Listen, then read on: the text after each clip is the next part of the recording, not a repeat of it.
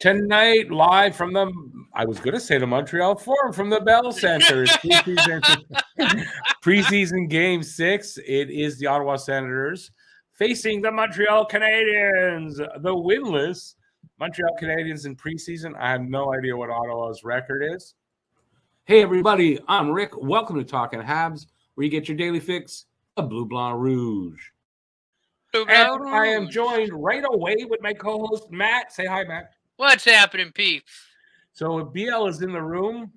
What's up, BL? How you doing, He's probably shocked and go, I can't make a joke now. So we've got the game for you tonight. No, we're not showing it on here because we don't want to lose our channel. But we'll give you some play-by-play, some color commentary, some hockey talk.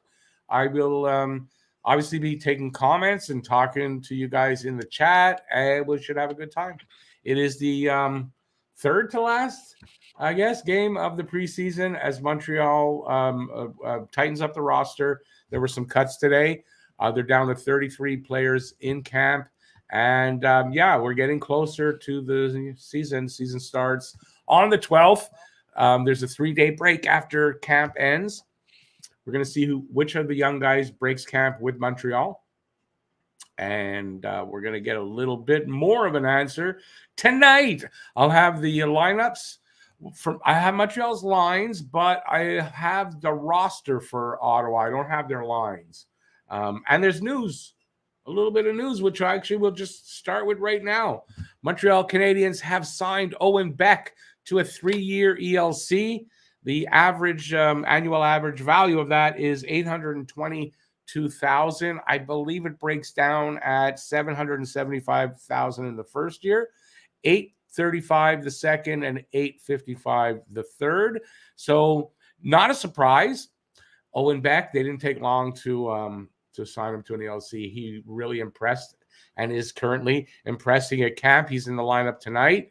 And, it's good news for Montreal, good news for Owen Beck, who they just drafted this past draft. So they're impressed with this kid, as I think most I'm pretty impressed. People are, yeah. I gotta say, he's been one of the standouts for me. Yeah, definitely. And you're starting to read, at least I am, that he's reminding people of Nick Suzuki when he first, joined the Habs. The same type of player, same type of game, and it would be great to have a couple of those guys in the lineup. So we'll see what happens down the road. He's not on the team. I don't think he'll make the team out of camp, but he's well on his way anyway. Mm-hmm. On the screen for me, Nick Suzuki is talking. So Nick Suzuki's making his debut with the C on his chest as the captain of the Montreal Canadiens. Yeah, it looks good on him, and I think we're witnessing the beginning of a long-term Montreal Canadiens captain. I think Nick potentially will challenge the two leaders of that in Jean Beliveau and Saku Koivu for that. But I mean, we're far away from that. He's also looks like he won't. His Ironman streak won't stop. He should be ready for game 1, obviously, and he's got a 209-game Ironman streak that I'd love to see extend long time. He's one of those guys. I don't think he's missed a game since he started here. So he's one of those guys that doesn't get hurt bad enough, because it's not that he doesn't get hurt, but he doesn't get hurt bad enough to miss games. It also says a lot about his character that he probably plays through a lot of pain that we don't know about, aches and pains and stuff like that we don't know about. So it speaks to his character too. So good to see Nick making his debut as the captain. Let's see who's in the room. Showing some highlights of the big Slovak, Jaroslav Skorski. Yeah, we're going to just say hi to people, and then we're going to look at that lineup because, Hey, Guru, how you doing? Peter, hey, Peter, welcome back. You're going to have a good night tonight, I think. As far as your countrymen in the lineup. Luca, hey, Luca. What's up, Luca? Rich, how you doing? Line 4 and only one. They got a better lineup, but I'm going to show their roster. I don't have their lines, but I'll show ours in a second. And hey, Rich J, let's get to those lines. For the Senators, I have the roster, not the lines, but you can see this is a pretty stacked team tonight. You've got on defense, you got Zub, I guess it is. You got Brandstrom, you got Shabbat, Sanderson on at the for the forwards. You got Kachuk, Norris, DeBrincat. You got Stutzla, Batherson, Giroux, Shane Pinto. This is a good lineup. It's a little more stacked than what Montreal's got with them tonight.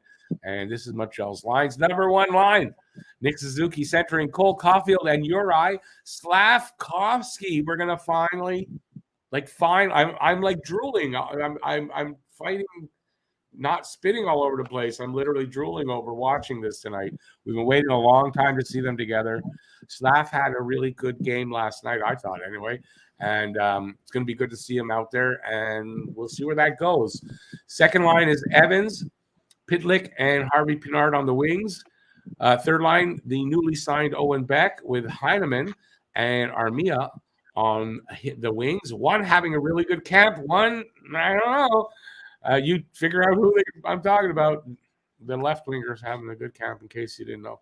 Branyan Gignac is centering the fourth line with Michael Pizzetta and Jesse Alonen. On D, we got Corey Shenneman and Jordan Harris, and it's kind of listed at the top. I don't think that's first pairing. I think that's third pairing. First pairing I saw was Caden Gooley and David Savard. Second pairing, Arbor Mikai, or that's how I used to say it, Jack-I and Chris Weidman. And I think that pairing, those two pairings, I think we're going to see them in the regular season. Jack-I and Weidman and Gooley and Savard, that makes sense to me, and I think that's what we're going to see a bit of, or a lot of. Shenneman and Harris to round that out, as I said. Caden Primo getting the start tonight, and which surprises me, and I don't know if that's true. That was at the morning skate, so I'm going to say that might not be true. I'm really expecting Monty to make the start, and I don't have any. I didn't look at the goalies when I saw the lineup somewhere else. So I think it's going to be Monty, and I'm going to take a guess at Kevin Poulin. I think that's what I saw. So, by the way, these were lines at the morning skate, as you can see at the top there, if you can see that. But it turns out that the number one line there is the first line. Like the forward lines are right. The defense lines are right. It's the goalies that's not. Yeah, you want me to say that again? I don't know. I feel like I'm repeating myself over and over. If I am, what could I say? I'm sorry. So that's pretty much the news. I don't have anything else as far as news. You got anything that you heard today, Matt? Not really in terms of the lineup tonight. There were some roster. This is on. Took you a while. There were some roster cuts. Kevin Poulin got sent to Laval. Oh, well, Phil Michard then me saying Kevin Poulin might be the backup, I was wrong. But I think going to Laval actually would be really good for Phil Michard. I honestly think he has a good chance of dominating down there. And it won't be long till we see him in the big club. Yeah, I was expected. I didn't expect them to send him to OHL at this point. I think he impressed in camp, and he earned his way to Laval. I think after this year in Laval, we'll see where he is, but if he plays really well, I can see him potentially making the team next year. Only time will tell. Yep, especially as I think with the and this is a new thought I'm kind of having just now with the quality of these young guys, and a couple of them surprising in camp. You could see the Habs maybe thinking like, we can move some of these veterans that we weren't really thinking about moving, and start that transition of these young players maybe a little bit earlier. Because some of these guys, man, like how are you going to keep them away in a year or two at the most, right? Yeah. Like I said, I honestly think Philip Michard may make the team next year at a camp. I think, it depends on how he does in Laval, but he's been very, very impressive. Very sharp. I think at next camp, or depending on how the season goes for these kids, the Habs in the offseason are going to have to are going to have more options about who they'll be able to move out. I really think so. This could really get that movement, that youth movement going now. The quicker you do that, the quicker we'll reach that goal. That's how I see it. And remember the Oilers, you don't remember, but the Oilers of the 80s, when they started to get good, they got these guys together. Messier, Gretzky, all the, that whole group. They started kind of like this, young players. They put them out there, let them play, and they developed all together. Could happen here. Absolutely. Puck drop about to happen, and my feed just went tits up. I was gonna say we're about 18:30 into the game, or 2 minutes 30 seconds. We're at 18:30. The shot. Well, and you don't tell me that we're doing the game already, so thank you. I gotta find a new feed. It's okay. You keep talking and do some play-by-play, and I will find a new feed.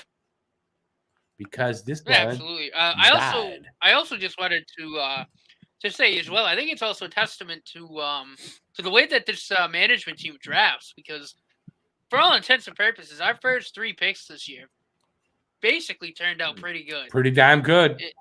And Slavkovsky, so far, Mishar, and Beck. So far, pretty damn good. Yes. So far. Yes. And we still got Lane Hudson, who will play at BU. We still have, wait to see how he turns out. So. Well, I'm agreeing with you. I think we get the, like I've said, I think we get the right people in charge. I think it'll be a couple years, and we'll be right back in the thick of things. I'm just trying. We had a stoppage and play. Goulet Savard to take the ice. I'm trying to find a stream that's going to work. How far in are we? I can't see the clock right now. They're showing St. Louis. Puck's about to drop. Line 1 is on the ice. Great. Suzuki. I cannot see it yet. Caulfield flies into the zone. He's got Uri in the middle. Throws it underneath. Broken out by Ottawa. Goulet and Savard to close down the space. Here's a shot. That's blocked. Good block by Suzuki. Okay, I'm not at the same. I got back to the point. A shot on. Stopped by Primo. Rebound. Goes behind the net. Is Primo in there? Cooking. What time you got on your clock? Oh, no, it's not Timbo. I apologize. What clock? What time you got on the clock? 17. Oh, I might be close. I'm not sure. Penalty coming up against Montreal. I'm not exactly where you are, but I might be close. They won't show the clock though. There's a stoppage and play on where I'm watching right now. Cross-checking David Savard. Where's the clock? Habs to the penalty kill. No, I'm a little off here. All right. This one no good. But it is a game that I can actually watch it, so put it to the side. Giroux down low, across. Puck goes through the seam. Giroux back at the point. Finds his D-man.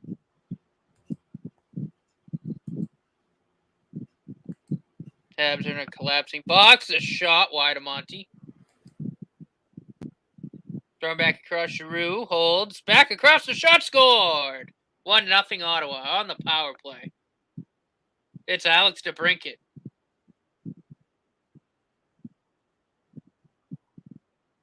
Yeah, I got no score yet on this one I'm watching. Here it comes, though. It's the power play, right? Yeah. I'm still having trouble finding a stream. DeBrincat just scored in the one I'm watching right now.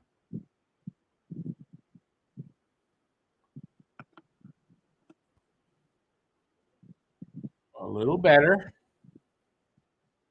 I don't know that I can find better than that, though. You able to slow down at all? How far back are you? Yeah, I'm trying to open up the screen. I'm trying to find out. Monty flings it around the net. The hell, I can't. Cleared down the length of the ice. Doesn't make it all the way. No icing. Back to the middle. Oh, it's intercepted. Arbor plays it in. 49 for the Senators. Tries to give him a bump. Arbor gives him a little forearm shiver, and he skates away. Arbor with the puck. Looking, scanning. Habs are going to change.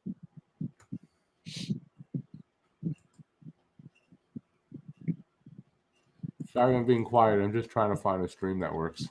Gilone in front. That shot. Rebound. It's loose. Covered up. That'll be a stoppage. Oh, you son of a bitch! It won't let me go full screen. That's why. So this one's out. Heineman checking his hand. I don't know what happened. Don't mind me. I'll get one of these tries. Oh. Well, good news is Heineman's back up and on the ice. So that's good. Not that one. Heineman to take the draw. He wins the draw to nobody. Savard back to regroup. D to Gooley.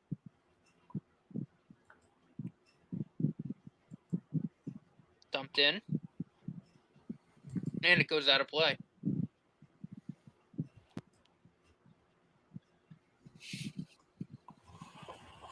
I've got another stream. Let's see.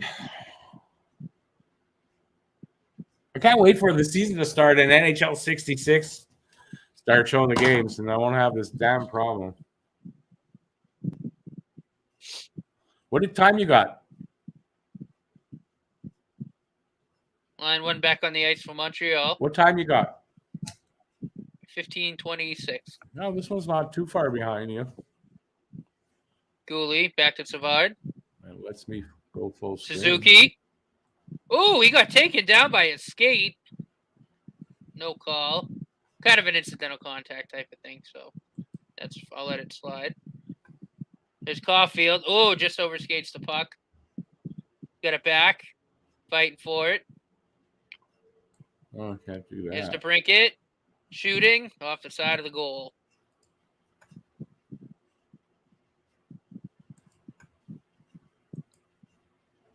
Stutzela. Shot got blocked by Caulfield. Here's Savard. Amazing how many ads they can put on a goddamn screen. Caden Gooley with the puck here. Not even a joke. Flips it up. Rem Pitlick. And it's offside. All right, I'm almost there. All righty. I'm back. I got a stream, but I think I'm about 20 seconds behind you.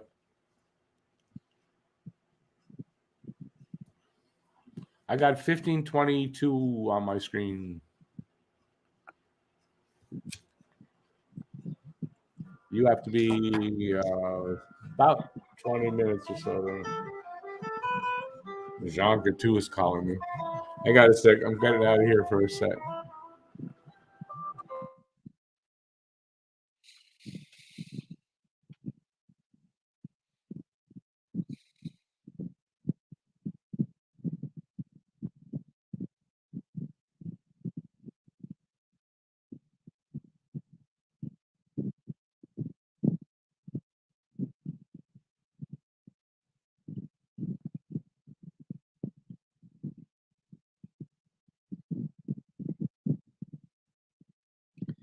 Weidman.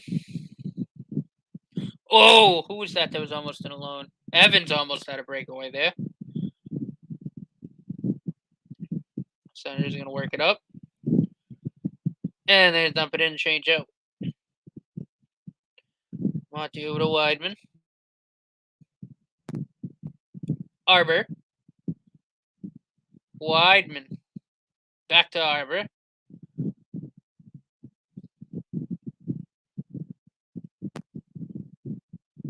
Ooh, Pizzetto with it. Weidman fires! That was Shenneman, rather. Just wide. Incompetence, I got to tell you. My pharmacy just called me to tell me that I have a new prescription. They called me 2 days ago to say it's ready. I said I'll pick it up in a few days. She just called to tell me that they just got a new prescription for me, that it came in today, and that and it's the same thing. Oh, good pass. Oh, Shenneman just couldn't get the shot off. Nobody's listening to me. Senators with a bit of a break. 4-on-2. This shot got blocked. Is your volume on your speakers or your headphones on? Well, can you hear me? Yeah, I wonder, can you hear me? Yeah, I can hear you. Okay. I'm focusing on my play-by-play. Hyper focusing. What's the time on your clock there? 12:33. Oh, Jesus. You're still a minute and something ahead of me. I think this preseason for me is going to be hard. At least there's only 2 more games. Anyways, you keep going. Center's breaking in over the zone. Be hard for me to do. Brown, Heineman, thrown in front. Broken up. Yolainen in the corner. And the pass is deflected up and out of play. Which ones haven't I tried yet?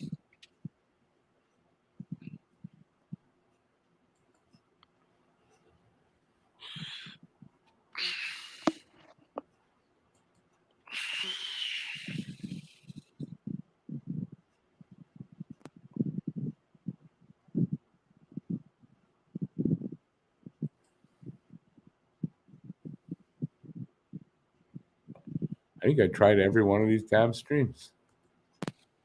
Maybe not this one. The one I didn't try yet is the one.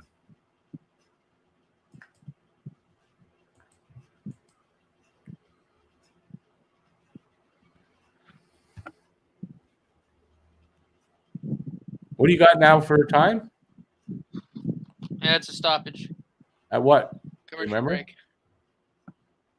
I don't know. It's probably under 12 minutes.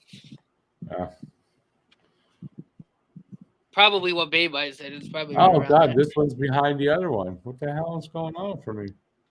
I'm just not going to find a stream tonight. All right.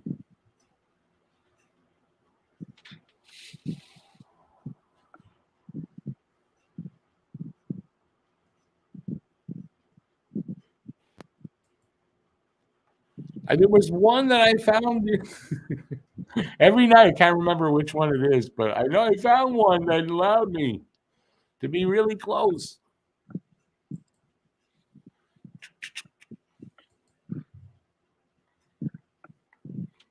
And this one doesn't work.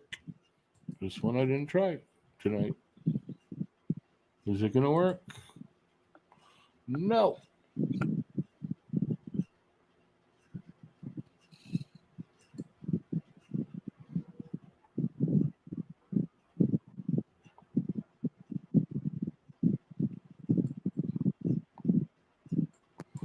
I don't know. This one's in a commercial break, so let's see if it's going to work.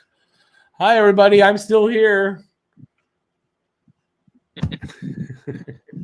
I swear this is the toughest for me so far in the 6 games to find a stream that works. The other Suzuki one that wants I'm to draw actually, back. it just keeps refreshing, so this is useless.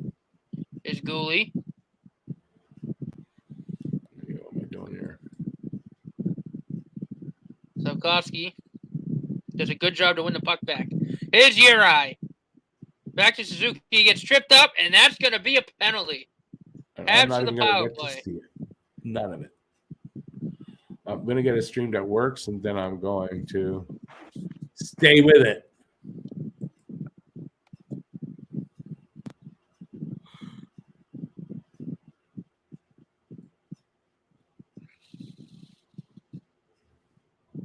I'm at 11:50. That's close enough. Never mind. No penalty. Referee waved it off. Called offside. Slack just got tripped. How far behind am I? There's no. I'm at 11:20, but there was no penalty call. And Suzuki tries to find Slav, but the puck's knocked away. The shot on by Gooley, just wide. Or Arbor, rather. Just wide. There was no Weidman call is on shot that. on. Now, if you look at the replay, he kind of hit a rut in the ice. Oh, okay.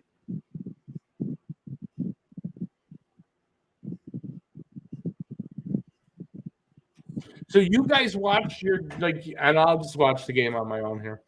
Yeah. That's what I'm stuck with.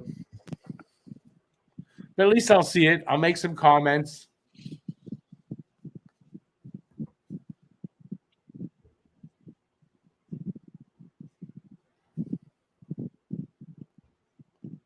Good to see Suzuki out there again. Missed them all camp so far.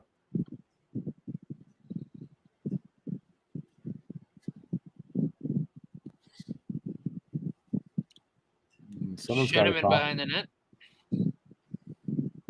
Excuse me, Harris. Oh, why don't I go say hi to people? Bad pass. That should be an icing. I apologize, everybody. I'll start saying stuff to you. There we go. I'm going to just skip through a bunch, though, and get down. Nah, I'm going to go from here. Sorry, but I got to do something. You do some play-by-play, then I'll do some talking to people, and then you do some play-by-play. How's that? Okay.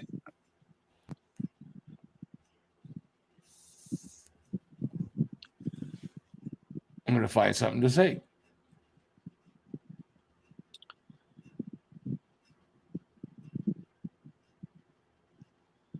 Harris trying to start something up the boards. He gets picked off. The shot on. Hits a couple bodies.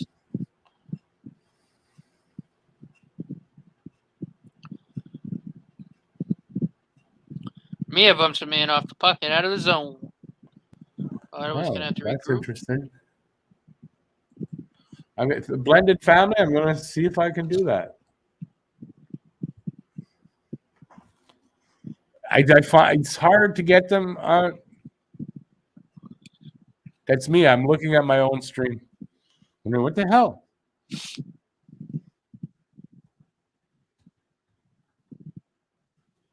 Another stoppage.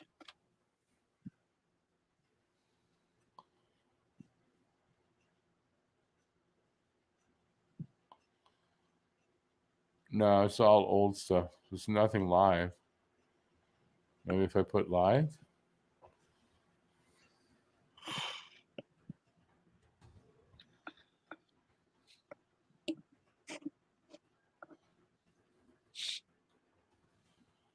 Anything?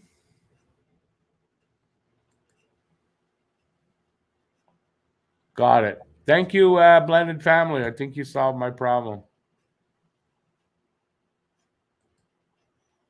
Let me just set it up. And hopefully that'll last. I don't find they always last, but hey.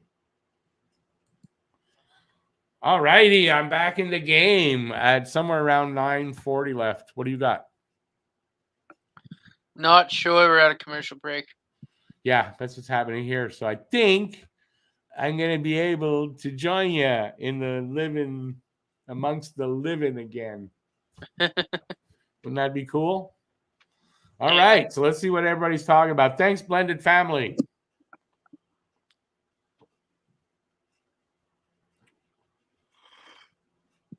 Hey, Leafs fan helping out a Habs fan, but you're a good one.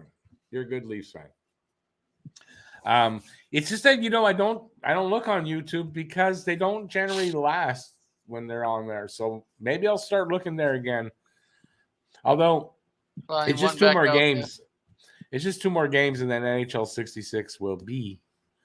But this one is like, I think I'm right on the money with the time. So this could be good. Jeremy, too much information there, buddy. Emily, go on to YouTube. I typed in Sens versus or Habs versus Sens 10:04, and I live 10:04, and I got it right away. And if you want that in English, Sens versus Habs live 10:04, and hit enter.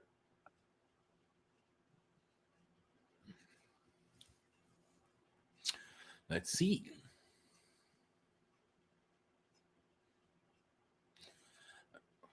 All right, let me see what time I got so I can confirm that I'm close, because maybe I'm not. What is it, 9:10 where you're at? 9:05 right now. There's Caulfield. Ooh, got a turn, Slavkovsky. Yeah, no, I'm a little behind then because they haven't faced off yet. So maybe I was celebrating a little prematurely.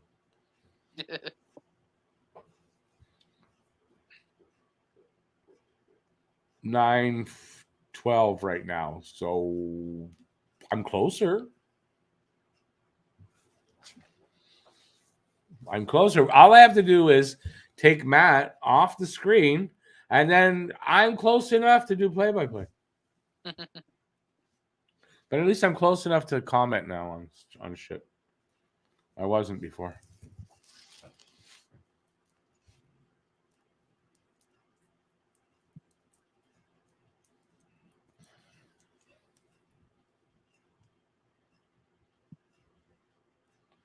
I haven't even seen the game for 2 seconds. There's that Caulfield play. Looks like they got good energy, that line. Arbor's working in. A shot by Harvey Pinard went wide. Was it about to in? A scrum in the corner. The Senators work it out.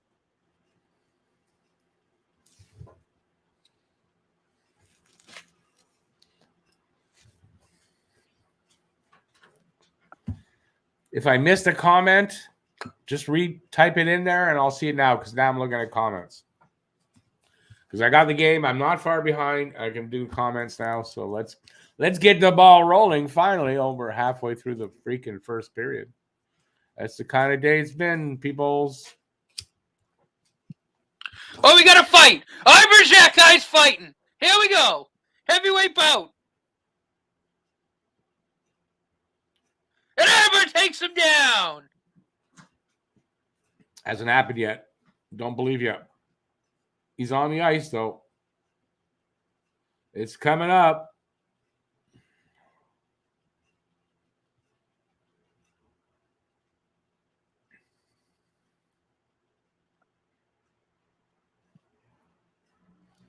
Man, I'm still far behind you guys. Jesus.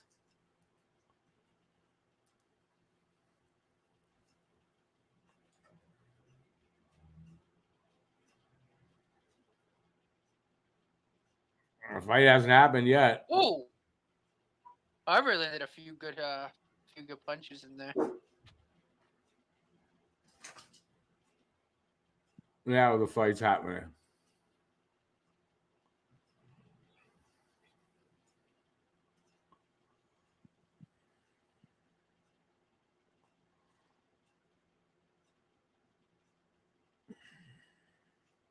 The only two really good shots I saw land were from Arbor.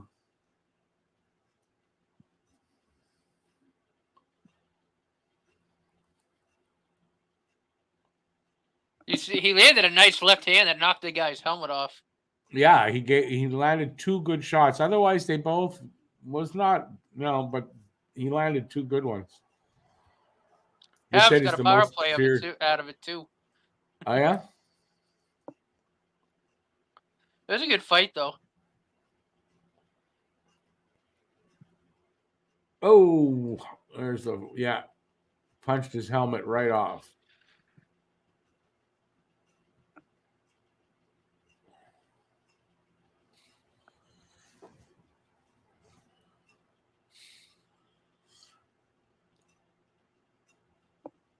They're mouthing at each other too. Oh yeah, he'll fight again. It's Caulfield shooting gloves.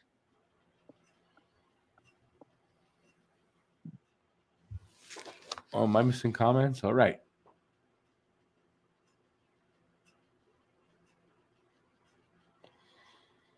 Blended family. Okay, I'll remember that. And NHL 66. That's the best place so far. Is Sabourin in the game? I was thinking about Sabourin. Is he in the? I don't think he's on the roster. I don't think they brought him.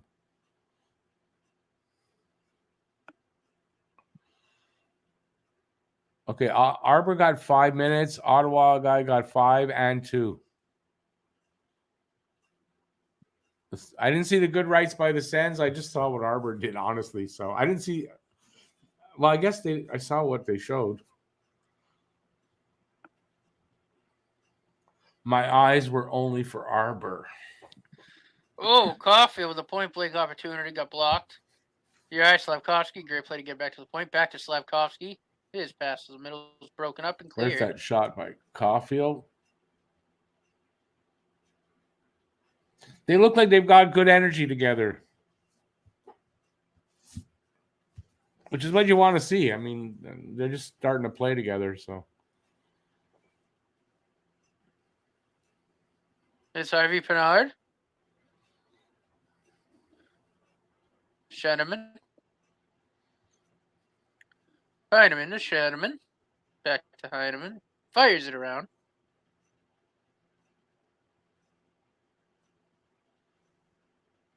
Whoa, big hit. That might be that was a little dangerous. That's gonna be a penalty. You got to stoppage and play. Everybody, if you would do me a favor, sound off what time you got on your screens. I got 6:25 right now.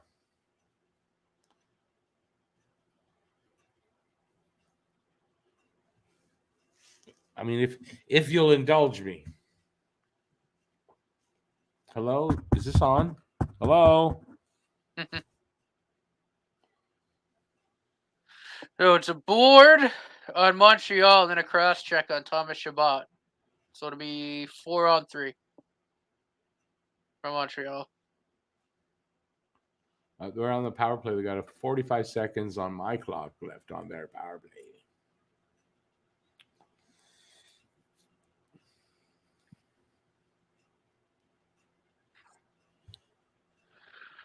$5:38. I got 5:40 right now. It's a stoppage and play, so I don't know how close that. Oh, it's 4-on-4. I just want to see who's. Is there more people in the chat that have the time I have, or have the time that Matt's got? That's what I'm trying to find I'm at 5:25 right now. Yeah, and I just said I just stopped at 5:40. Caulfield. Weidman is shot on, tipped, and saved. You're right. Flings So it what? around. Offsetting penalties here? Yeah. Oh,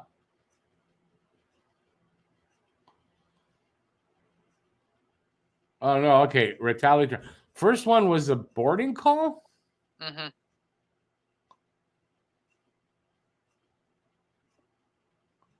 Really? That was a boarding call.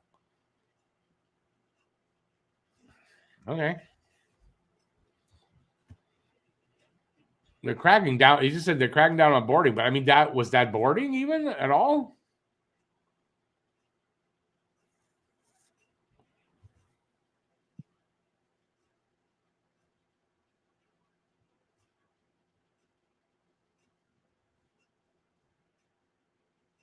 They just said they had their highest scoring season last year in almost 30 years. They're going to mention because Austin Matthews got 60 goals. No, they didn't say that. No, I'm surprised. Yeah. Anyways, my experiment asking you guys was a mistake because you guys are all ahead of me. So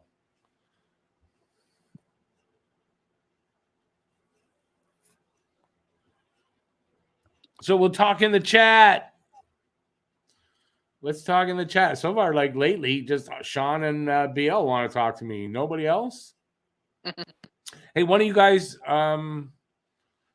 somebody's out in Newfoundland. Their next game is in Newfoundland, Gander, Newfoundland. So that should be interesting. It's going to be an early start. Hopefully, I'll find a feed that works.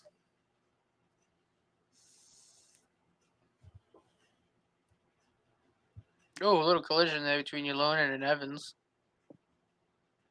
Very low shot output in this first period. 6-4 is what's on my screen. And not a lot of shots with 4 minutes left. Yeah, it's still 6-4. Yeah, this is not an exciting first period so far. But I missed half of it, so what would I know?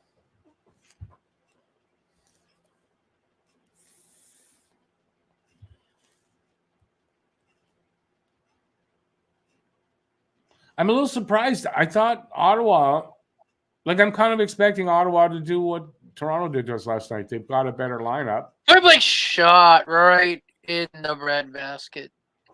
I'm not seeing a better play, dominating play from them. Am I wrong? Is their lineup not like those guys I read off at the beginning of the show? Are they not in the lineup? I see Norris there. DeBrincat's there. Giroux's I there. heard DeBrincat's name. That's right. So what's up with that? They're not playing very well.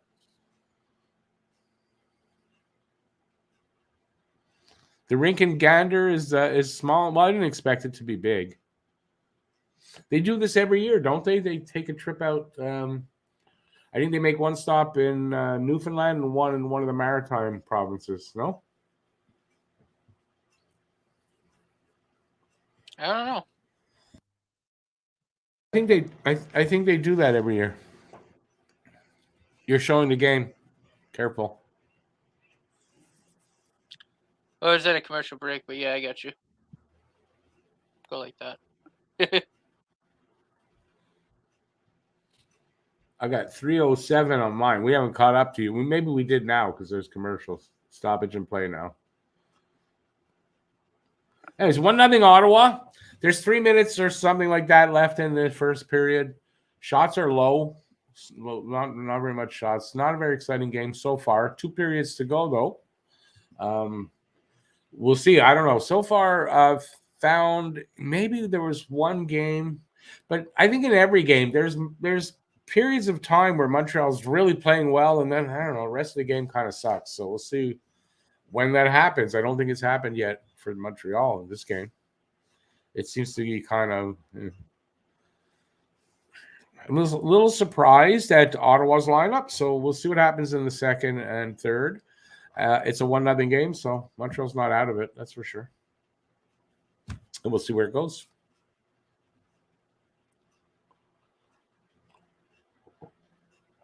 So we're almost in the intermission. So comments in the comment area in the chat. Let's talk.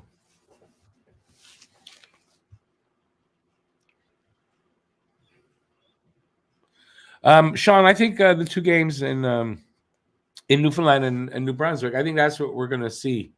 I think we'll see very close to the game in Newfoundland. I think it'll be really close to the lineup.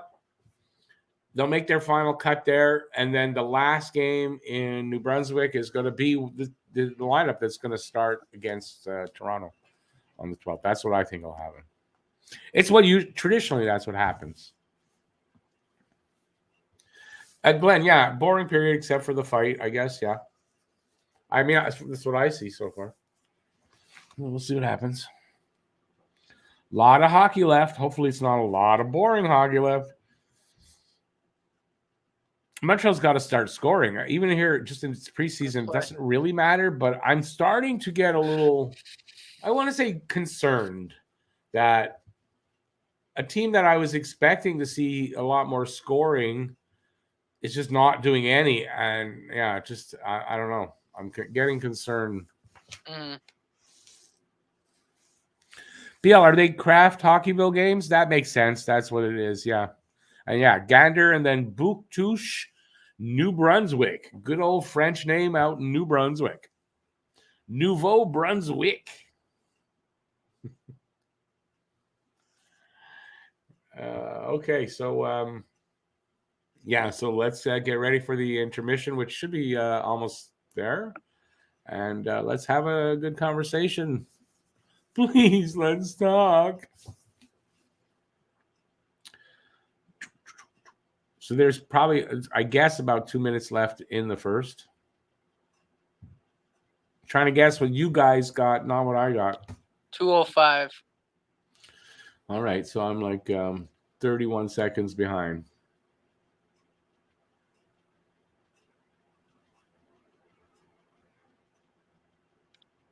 Suns visit behind their own net. A little bit of a dangerous pass, but they break it out. It looks like they're trying to intimidate, physically intimidate Slav a little bit. He's a kid. He's big. I think they're trying to push him around a little bit, see how he responds. Yeah. It's not the first game I'm seeing that. He'll have to fight through that. He will. I'm not worried about him. No, me neither.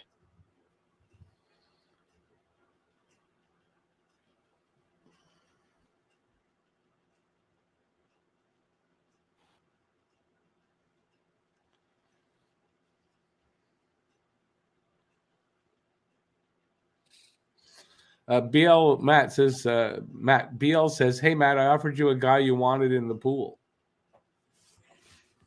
In general, I don't trade anybody, but Matt likes to offer trades to people. I'll take a look at it during intermission. 3-on-2 for the Habs. Pizzetta throws it in front, nobody home. Senators bring it through. It's 4-on-2. Shot wide of Monty. Another shot wide of Monty.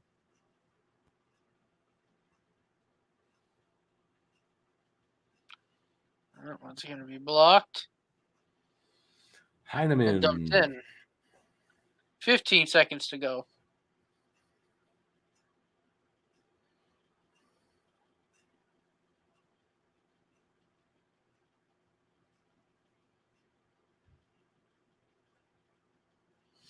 That big hit. Who did he hit from behind like that? That'll do it. Ylonen.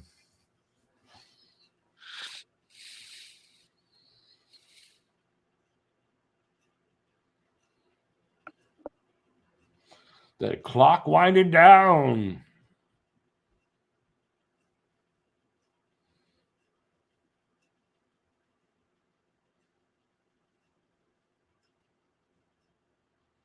Almost done, right? Period's over. Yeah. I got 30 seconds now. 7-5 are the shots. I mean, that's really low. Am I wrong? I mean, if you just average it, not average it out, but prorate that for the rest of the game, it's like 21-15. It's got to pick up at some point.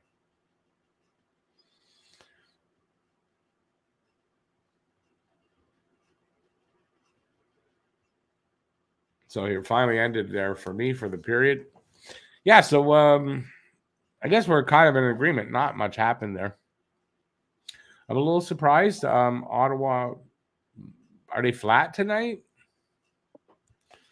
BL says Barzal got paid. I didn't hear. Did they sign him? I didn't hear any. 8 years, 9.15 AAV. Yeah, I guess. Listen, you know what? If you give GMs, I guess, and owners too, right? The rope, they're going to hang themselves with it with these big contracts. And contracts, it's going to go up as always. Although the rumor, I just read this 2 days ago, I guess, that it might be that the cap, they're expecting it to go up by 10 million over the next 4 years.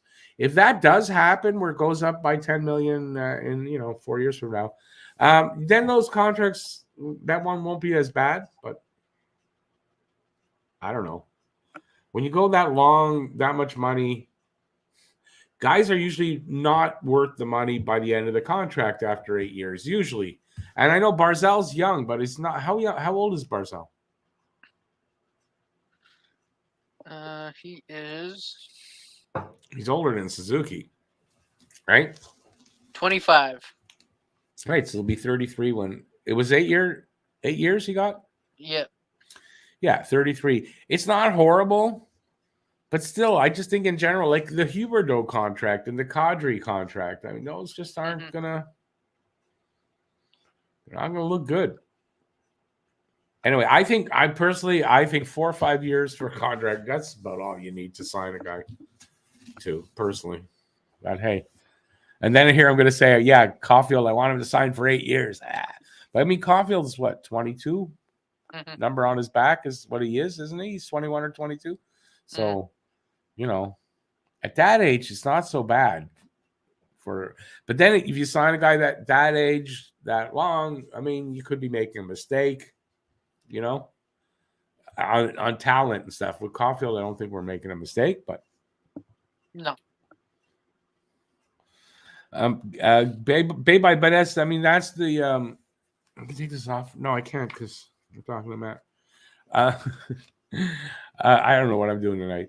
That's because of the cap, right? I mean, the cap is a cyclical thing. So eventually your players start pricing themselves off of the team. Your team gets worse. it's the cycle of going, yeah.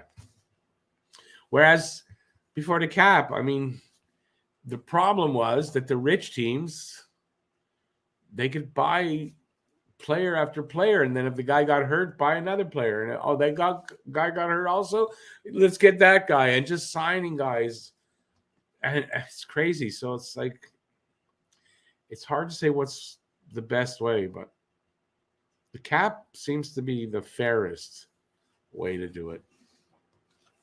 It just, that means you got to say goodbye to players that you might not have had to say goodbye to before the cap. CC's 21. Yeah, he'll turn 22 during the season. Yeah.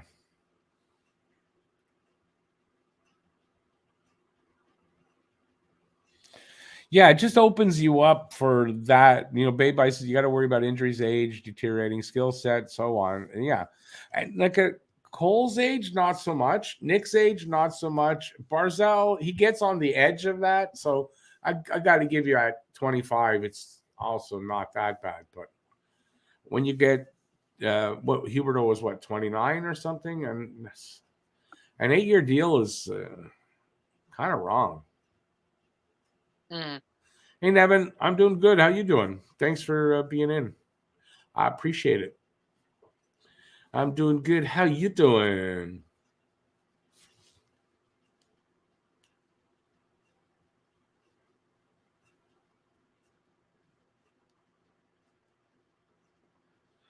I like his answers. They're interviewing Slav. And you can see his kind of character there. They're asking you like how he deals with whatever, and he goes, well, you just deal with it. And it's kind of like, he does not making excuses for himself. Matt's falling asleep. Matt, did you drink coffee or not? You said you're going to drink coffee. I might have forgotten to drink coffee. You maybe should go and drink some coffee. Don't fall asleep online. If you're that tired, no, we'll just have a good night and I'll take over. Don't fall asleep, please, online. I listen. I've done it, but I don't do it anymore. And you're about to do what I've done before. Is Slav playing tonight? Yes, he is playing with Nick and Cole. That line everybody's been waiting for is on the ice tonight. Lucas, hey Lucas, decent first period by the boys. Ottawa's power play is immaculate. I didn't really see much of that though. If they can keep it up during the season, I think they easily punch their ticket to the ball for the cup. Maybe. I think there's got to be a team that falls out, no? So Boston will have to fall out, right? For Ottawa to punch their ticket. So we'll see how that goes. I think that it will happen, though. So I think likely Ottawa, should be. They got a really good team, a good team on paper. Let's put it that way.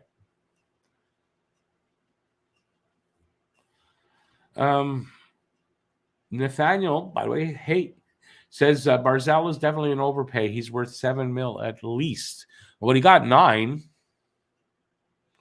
So I think anytime you're paying a guy, I want to say over like $2-3 million, it's an overpay. But anytime you're paying somebody over $8 million, I'm sorry. Really, right? It's too much. It's too much of your cap. It screws up other things. You shouldn't be doing that. Anyway. With the Beck signing, does that mean he'll be on the big club this year or in Laval? Laval. Actually, no, I don't think he qualifies for Laval. He has to play in Montreal or in the OHL. He doesn't have much choice because he is a North American kid and he's 18 and he can't play in Laval till he's 19. That's the thing. And now, if you're going to say now, why can't Slavkovsky or Philip Machar? And there's a reason. And that reason is that they're European and they're both selected in the first round. And that gives them the out of having to go to junior or back home or play with the Habs. They're going to be eligible for the AHL because of that. So, but North American kids are not.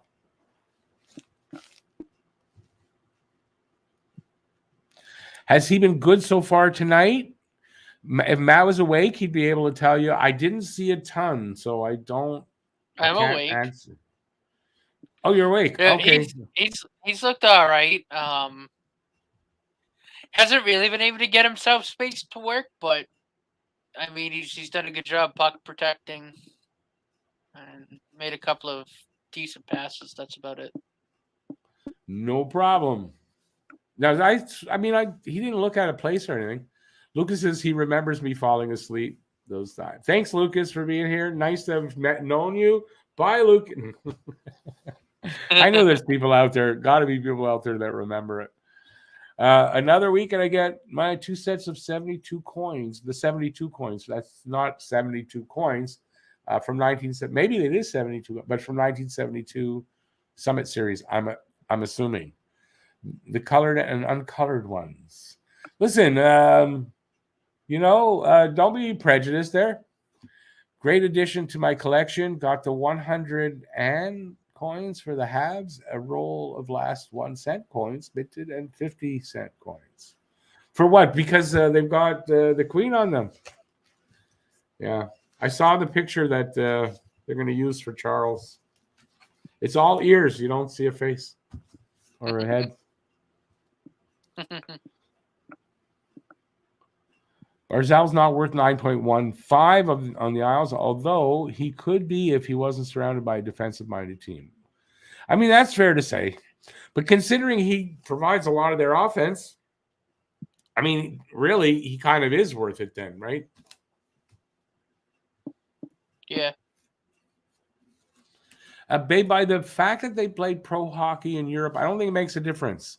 It's the fact that they were both picked in the first round, and that makes them eligible to skip, not skip, but to be able to play in the AHL. And as I thought, Summit Series coins, 72. It's the 50th anniversary, so it had to be that. Nathan McKinnon is the highest paid player at 12.5. That would be bottom 25% of NFL, MLB, and NBA rosters. Well, of course. Right? I mean, we don't have the crowds. And in some cases, we don't have the games. And in the NBA, we have double the roster. And you can say for NFL, well, they got like huge roster and sub roster, whatever they call that. But they also get tons of money. And the crowds at an NFL game it's insane in the US. So yeah, that's I'm going to the Pats game on Sunday. You are? Yeah. What do we get when it's full house there? Oh God.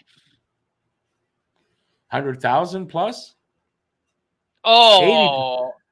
80, what? 80, you're talking about people in the stadium or the money? No, in the stadium. How many fans you get there? Got to be 100,000. Hell, high school teams on a Friday night can get 100,000 in a freaking a stadium. No, 65,878 is the capacity. That's it. Yeah. Jesus. Well, it's only the Patriots. Who cares? I love that. But I mean, most NHL arenas are like what, 15 to 18,000. That's enough. You're right. We don't get the my screen went blank. We don't get the pack the fans in the stands like you guys do, right? We're indoors. I don't know what happened to that feed I got. That just went tits up. I got to refresh. That's what I was told to do. I'm going to do that. Did it work? Nope, it's still black. I'll wait till it's not black anymore. If someone said, she gone, and she probably is. This feed is probably gone. I'm back to, what am I going to do? Yeah. That's the problem with YouTube. Lucas. It's the problem with YouTube. Right. NFL stadiums are massive. Well, wasn't that what we were talking about? NFL, I said. Didn't I say that? Yeah. So the 65,000 is not what I would have thought. Most arenas aren't. I mean, some arenas hit 100,000, but there's not a lot of them. A couple of them are in college, and I think and like in Texas, right? I think the two newest ones I think where the Cowboys play, and the two new stadiums, the one in the one in Vegas and the one in LA, I think hit 100,000 if I'm not mistaken. Yeah. Which is crazy. 100,000 people packed in one spot like that. It's crazy. BL says he was in Foxborough for a Brady Manning shootout in 2010. Pats beat the Colts 38-35. I remember that game. You were born then? Back then? Yeah. You were 12. I was born in 97, you jackass. I know you were 12. I was about to say you were about 12. Yeah, I think I was actually 13. I think I lost my stream. It'll be back on for the second period. Okay, I don't have to worry then. What I'm here? Oh, I'm getting that from there. Go full screen, and I won't hear the ding from the chat over there. How long a drive to Foxborough for you, Matt? Depending on the traffic, probably 45 minutes. That's not too bad. Now, I remember back in 84 when I was a kid, I was a helper on a truck, and we drove through New England, and I remember we passed Foxborough, so I have been near where you live at one point in my life, once. You probably drove right. Were you on 95? Oh, I couldn't tell you. I couldn't tell you. So I was going to say, if you were on 95, you went right past my house. Yeah, I was 21, so I don't remember. You know how long ago that was when I was 21? Tell him, Matt.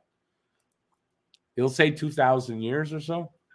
Yeah, because you and Jesus is next to a neighbor, right? Yeah, so about 2,000 No, me and Jesus, we went to different schools together. That's what happened. He went to that rabbinical college, and I just went to regular old high school and shit.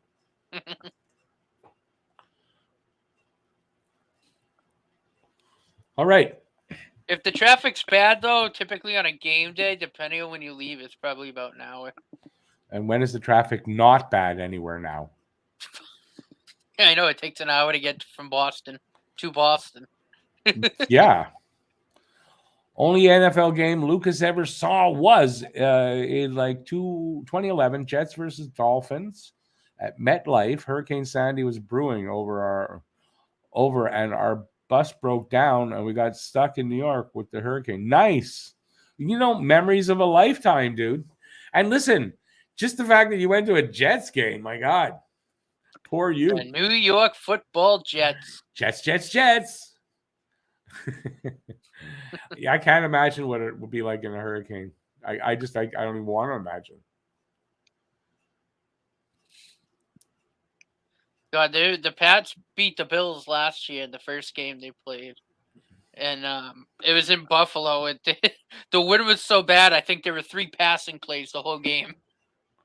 Do you know where the Best Western is off the I-95? Which one? Oh, about 30 minutes from the stadium. Okay, yeah. That's where BL stayed. Right near you. When you were just a kid. Like a kid, a real kid. Yeah, you and me both. Right? Isn't it horrible? These youngins, they don't know what they're doing. You young whippersnappers.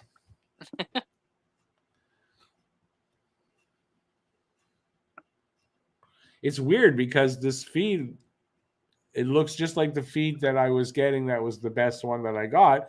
It's the same thing. So he must have switched over. And it's ESPN. Oh, ESPN was a good feed. Oh, maybe that's why. I'm on ESPN Plus. Yeah, I did. That's what it is. And I didn't click on it because it's ESPN. But that's what I should have clicked on. Oh. So, what are we? 30 people in the room. 30 people, and there's only 2 people talking to me. Really? I'm gonna take that personally, like, you know. Some like same for us to get downtown during a Habs game. Traffic on DeCarry is horrible. At least we'll have the REM. That's the rapid eye movement train. No, it's the rapid. I don't know what it stands for, but it's the fast train. Yeah, Maybe. there's talks to put in a direct rail line from Boston to Montreal soon. Yeah, great. How much will that cost? But yeah, sometimes getting out of the Bell Center, especially if you park like I don't know where to park, but you used to have to leave early just to get out. Like when it was at the Forum, I remember we used to get out if the game was lost. You'd leave early, and if the game was like just we're blowing them away, you'd leave early because you could spend like a half an hour over at Alexis Neon Plaza parking. That's where you parked. Trying to get out. Oh yeah. You know, so you wanted to get ahead of everybody. Oh Anyway, God, I remember I used to find street parking. When I used to drive into Fenway after a Sox game, I probably spent about 45 minutes in the Beacon lot before I actually got out of the Beacon lot. Well, yeah, because you're just gonna let your car run for 45 minutes trying to get out. So yeah, you either leave early or you just took your time going to get your car. And if you work the next morning, it could be a long night.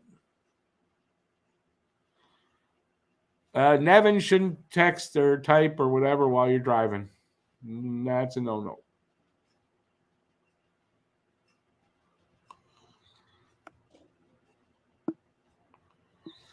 Hey, babe, if it's too much money, you could always send it to me. I don't mind. It's always good to get more money than you're expecting, no? Rory, it's 1-0. Boring first period. Second period's coming up now. And we're about a minute into the second. Shut up. I'm 40 seconds in here, so not Yeah, that far. Suzuki. I tried to make a nice move, couldn't complete it. But so far, so good. It's 1-0. Shots are low. I don't know. I'm hoping some better second period, exciting wise.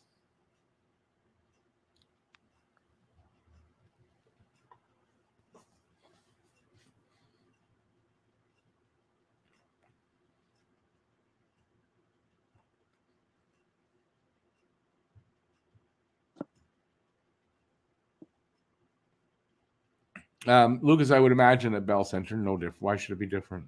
I just don't know where do they park. Where do you park? Where's the parking for the? I don't know. It's weird. I should know that. Yeah, that's what I used to do. Wherever, but I find street parking and just walk, and then that way, when you're leaving, you don't have to worry about so much traffic. Slav is I don't know. I was having trouble with the feed. I don't know. So I haven't seen him a lot. Okay. He's playing okay according to. I mean, he's doing good. Some things good offensively. He's doing okay, but he's doing a lot of other good things that he's supposed to be doing. Yeah. Protecting the puck, stuff like that, making passes. He's doing a really good job in the corner.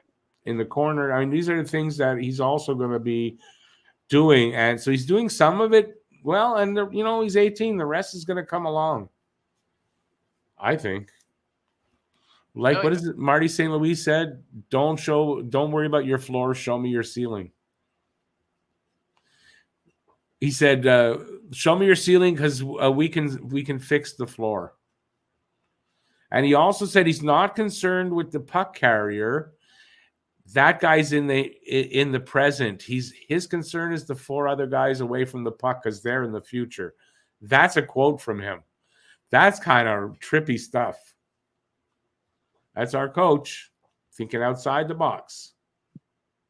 Nope, Judge actually hit 62. Damn it.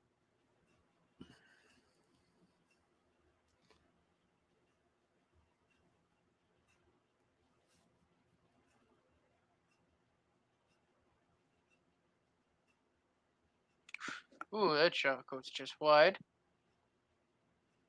Oh, babe, I forgot about that. You've told me that before. Yeah, you paying the price for that. I've heard that story many times. I'm interested in army stuff and war, and you hear that from people that did those jobs, and yeah, it sucks getting old. No fun. It's not easy being green. Just change green to old.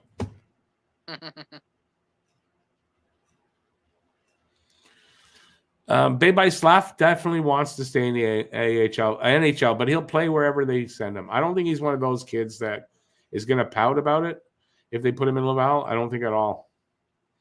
He'll just work harder and he'll get himself back here. His attitude is something that's not a problem.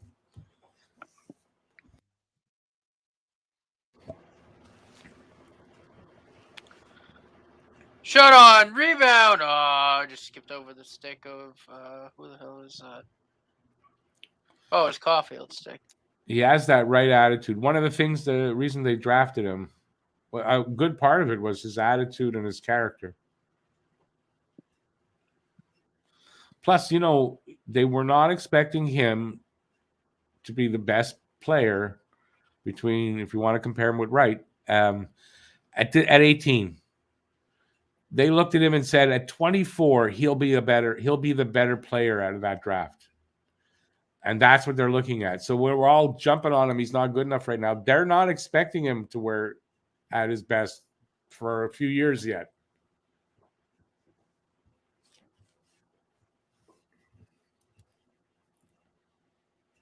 Gignac. Oh, I'm behind you guys way too much. What do you got for time on yours? 14:22. Yeah, I'm about 52 seconds behind. Not too bad. Apparently, Wright's not doing anything either. There was one game I heard he was great, and then everybody else is telling me that he's not doing anything. So, but you know what? Comparing Slav to Wright is useless. It's a stupid thing to do, and it's useless. It doesn't tell you anything. So I don't care. Listen, Shane Wright is not our product. It's not our property, and he doesn't cross my mind much unless someone brings it up here.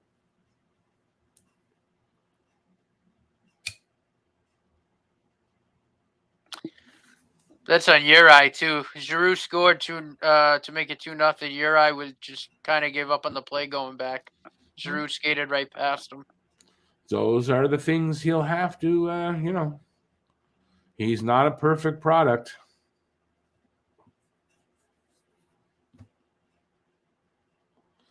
Oh, was that who got the goal? Giroux. Nice play by Giroux and a great pass by DeBrincat. Yeah, but Uri just got to be aware. I know he's young, but someone's got to be communicating. Not like, listen, he's going to make mistakes. This year, the kids are going to make mistakes. We're going to say it a lot.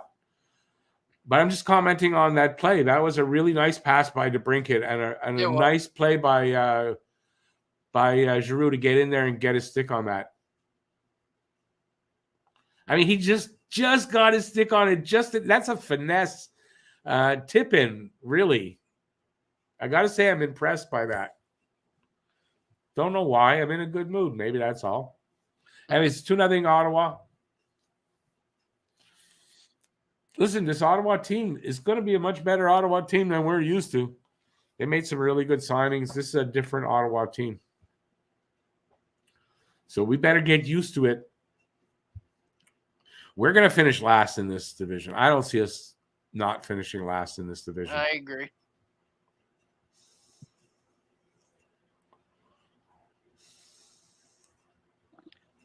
I will be right back. You do that. Mention my name, eh? You get a good seat.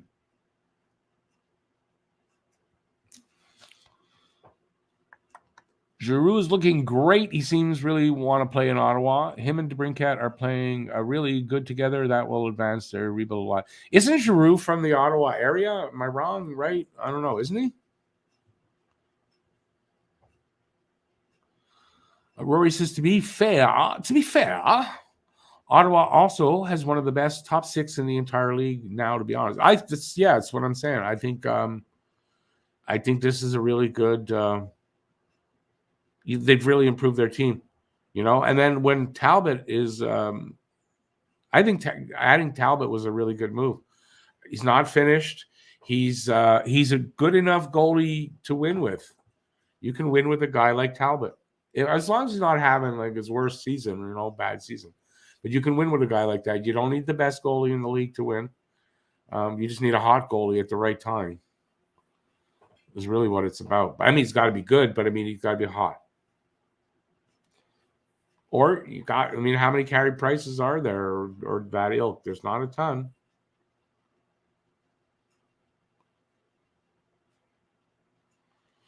I think he's from in Quebec, but just that I can't think of what it's called. There's a town that's it's almost the same. They're just across the stream almost from each other. I can't think of the name of it. I think he's from there. From what? Hearst, Ontario. Oh, I thought Giroux was from Quebec, so I'm wrong. Well, there you go. I don't know where Hearst is. I haven't heard of that. I like from Montreal to Ottawa. I know what's there along the way. It's not there. It could be the other side or somewhere else, but I don't know where that is. Oh, well, I was wrong. But I knew that's why he went to he was happy to go to Ottawa. He was from basically the area. Lucas Gatineau, that's the town I thought. Yeah, Gatineau is what I was trying to get at. But it doesn't matter because it's wrong. So with Matt gone, we go back a minute in time, and that's where I'm at in the game. So if Ottawa manages to acquire Jacob Chychrun from Arizona, I'd argue they're cup contenders. Crazy how fast they turned the page once Pierre Dorion acquired all of his assets. Once, and I don't mean to disparage someone who's passed away, but Eugene Melnyk died and the purse strings opened up, and that's the difference. They started signing players because they were willing to pay them. And yeah, I think you might be right. They're now only a player or two, probably. Listen, we haven't seen them play yet, but I mean, if you look on paper, they're not far. I mean, they should be contending.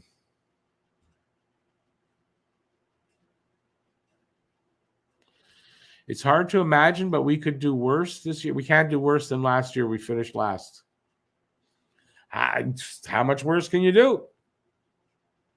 So this year, more than likely, it's going to be a fight for between 4 or 5 teams, maybe 6. I mean, there's a team or two we don't know is going to be horrible. Always happens. And they're all going to fight it out for the bottom. That's what's probably going to happen. But last year we were 32nd in a 32-team league, and I don't know how you get worse than that. So if you can tell me, please enlighten me. So for me, since Matt's not here, I got 12, I'm going to say 15. I got 12, 15 left in the second. Shots are still low, only 12-8. And it's a 2-0 game for Ottawa. Montreal's still struggling with offense. And it's starting to worry me. And as I say that, Nathaniel says Suzuki goal. Yay. Or assist. Somebody got the goal. So there's a goal coming up. I'm about a minute behind. So let's see how far behind I actually am.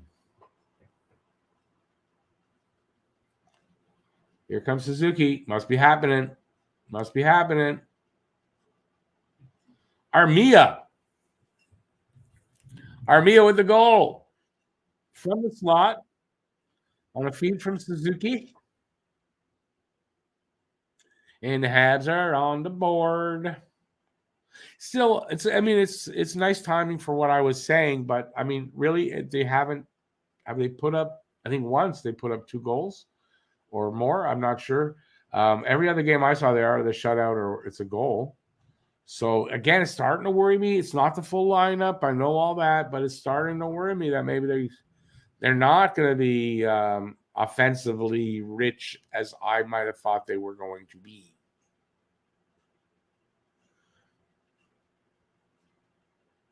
That was a really nice goal, yeah. And nice to see Armia get a goal. Who knows? Maybe he'll. I don't know. Armia, it's usually like once every 5 games or so. He's the best player on the ice, and then the other games you don't really notice him that he played. You might be looking to say, "Oh, is he in the? Did they sit him?" Like that kind of thing, you know.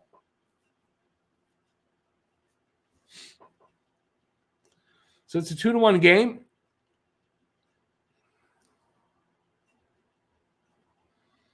Let's see if they can tie it up.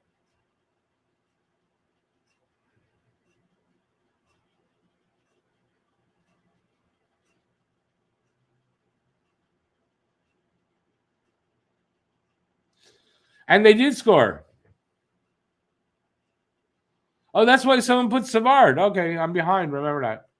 So it's his 2-2. Yeah, nice one by Savard. You know, he's every now and then he's got offense to him. Blade Muffin, I'm just curious. You were at a Sens versus Ottawa game? Like, I'm missing something there. I don't know. I'm missing something there. How'd that happen? You're at a scrimmage game?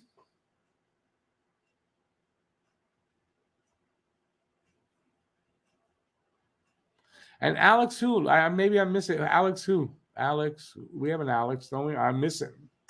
Brain's dead. But yeah. Habs versus Sens. Yeah. It's okay. Been a long day. I couldn't help but point that out. I'm sorry. Just my sense of humor.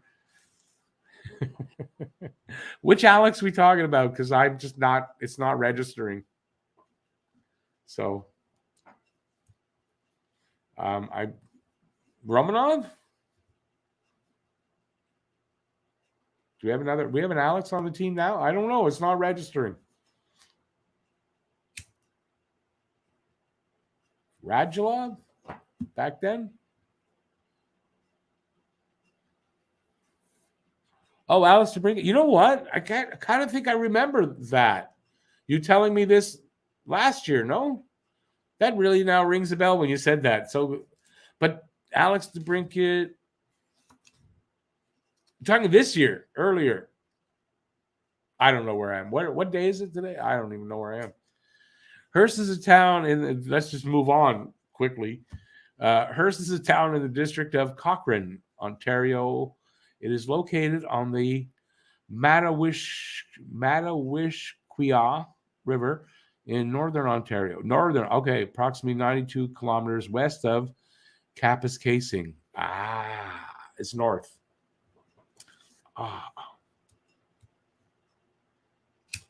Yep. I've never been in northern Ontario, so.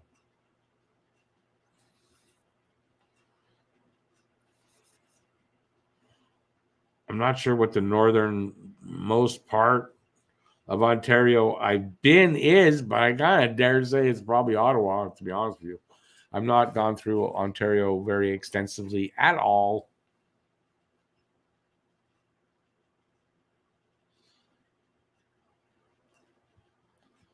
Did Slav do something? He's out there, but I heard his name. Did I miss something? I got 9:21 right now. So I'm ahead of somebody.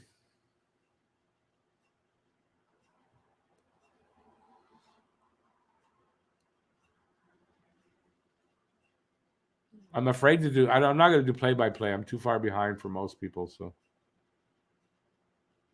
Oh, Pinto hits the post on an open net. Allen was over to the side. Wow. Oh, Allen's Monty in there. And then they score. I don't know where I'm hearing that sound from. Yeah, Monty, he got lucky on that in the post, and then they put one in. So it's a 3-1 game. I don't know. Did he see that even? Oh, he was screened by Sheneman. That's what happened there. He didn't see that puck at all till he had no time to react to that. Why did he hurt himself? I didn't see anything why he would have hurt himself. He was totally screened by Sheneman on that.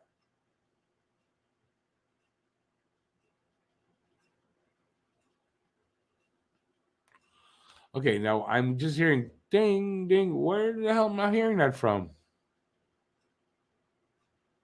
I shouldn't be hearing it from there.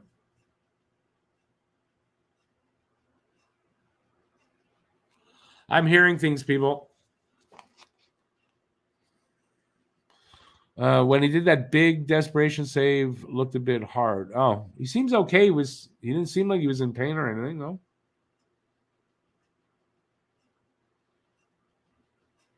No, he seems fine. So I got 8:39 on my clock. They just faced off.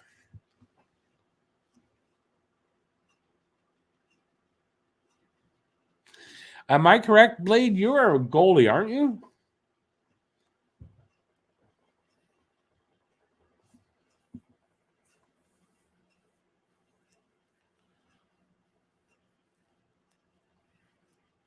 Oh. It's not a penalty? It should be a penalty. Yeah, I thought so. So, yeah. It means more when you talk about those kind of things. Then I take it, I listen more. Because you would notice those things that I wouldn't notice.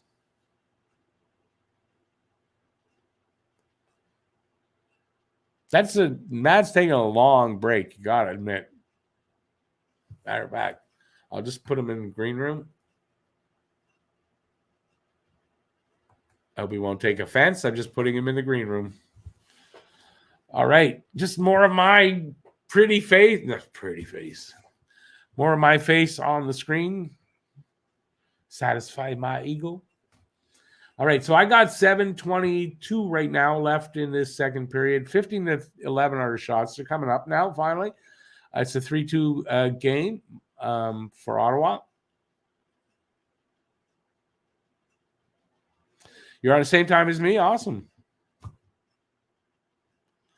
And you know what? It's a possibility. Matt's really tired. He told me he's going to have a coffee before we came on. He forgot. So he gets up really early. So give him that. He starts work, I think, at 5:30 in the morning. So he gets up really early. So it's not an excuse. So I tease him about it, but I'm not mad. When I bug him, I'm not mad at him. If anyone was wondering, it's just, just busting his chops.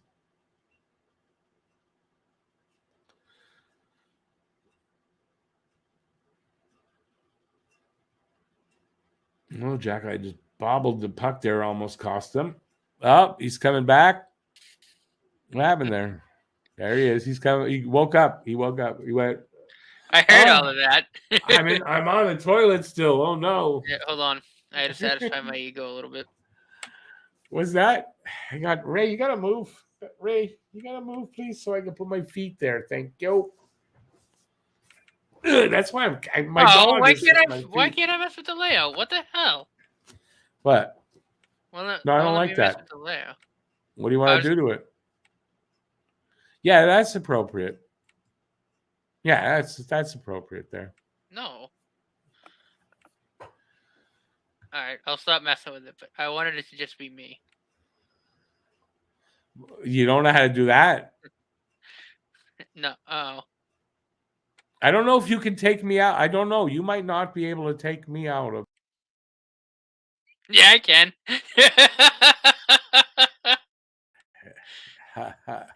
No, we don't do that. I that's my spot over there.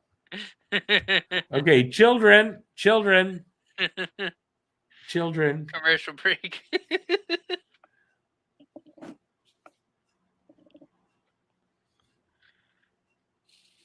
I have Babe. You're ahead of me, Babe. Usually you're behind me. I got 5:25 on my clock. What do you got on yours? It's at a commercial break. I wasn't paying attention. Right. Okay. So I haven't gotten there yet. Obviously, I'm still behind by a lot.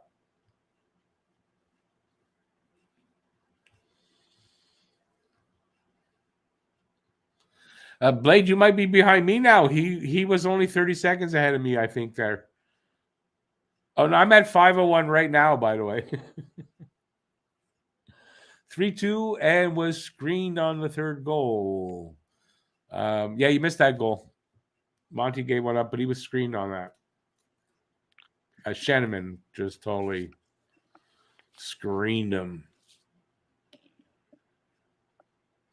X3J, hey, how's it going? It's been a while. How you doing? Everybody coming back now that the season is on. It's good to see that. I hope everybody. I hope your off season was good. And Blade, I don't know. Were you in this? I think it's the first time this season I'm seeing you as well. Hope you guys' off season was good. I hope it was better than mine. Mine was okay, but all the construction, the bricks and everything, and shit going on in these buildings. Still going on. Can you believe? I know I mentioned it last night, but can you believe they were going to do my windows today, supposedly, and but they haven't come in yet. They're not. They could have told me that yesterday, but that's life. Couple of nice tipping goals for the Habs. Blade, you're saying on VPN you're watching using a VPN. So we can't tell where you're coming from. I don't have my VPN on this. The odd thing with the McAfee, okay, so I bought McAfee as a VPN, one device. It's on my laptop. Switch computers. So I don't have the VPN. Yet, McAfee wants to warn me when there's a malicious site on this computer. I don't know how that works. I'm still asking. Does anybody know why that's happening and how that's possible? That I haven't got it installed. How is that happening? What's the word I'm looking for? I'm in search of the answer. Remember that old series? No, you're too young. In search of. Why does McAfee do that? And how is it possible? And why don't I have the VPN then? I missed the VPN.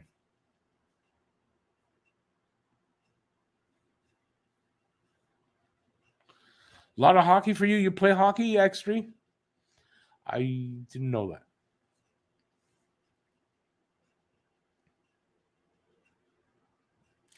Yeah, but Blade, I bought a VPN with a McAfee. It's on that computer. I'm not buying for. I'm not spending for another computer. I just can't figure out why McAfee is protecting me on the new computer without it being installed.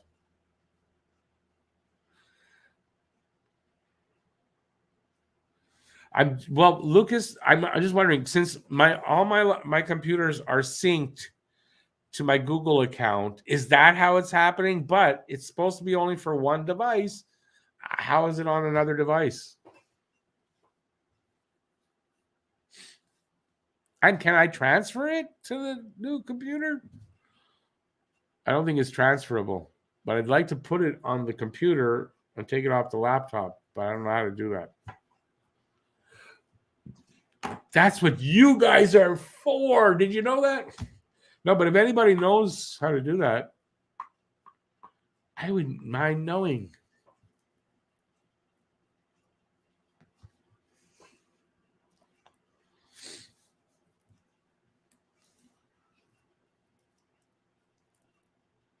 Plus, also, McAfee's VPN doesn't screw up my computer. It didn't screw up that one anyway. I tried NordVPN. Oh, my God. That was horrible. Was it really? NordVPN screwed up my computer horribly. It doesn't mean it'll do that to your computer, but for me, it was not good. Mm-hmm.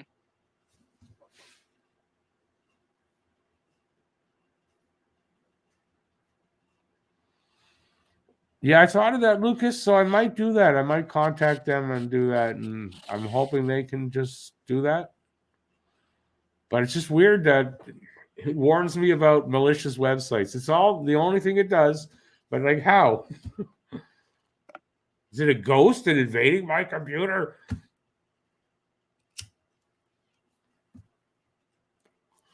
So what do we got here? I got like it's almost over. The period's almost over. I got 3:30 left here. 18-12 are the shots. So that's probably accurate, even though my time's not great, but it's 3-2 still. And yeah, at least we're close.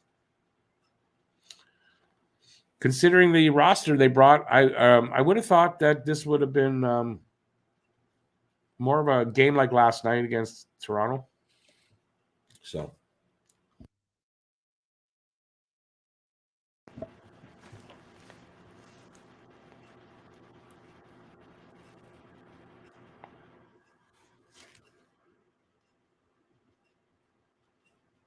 McAfee is well, it's not blocking him. It sort of is, right? And it's warning me that I should go back or I can continue on, but it's not installed on my computer. So how is that happening?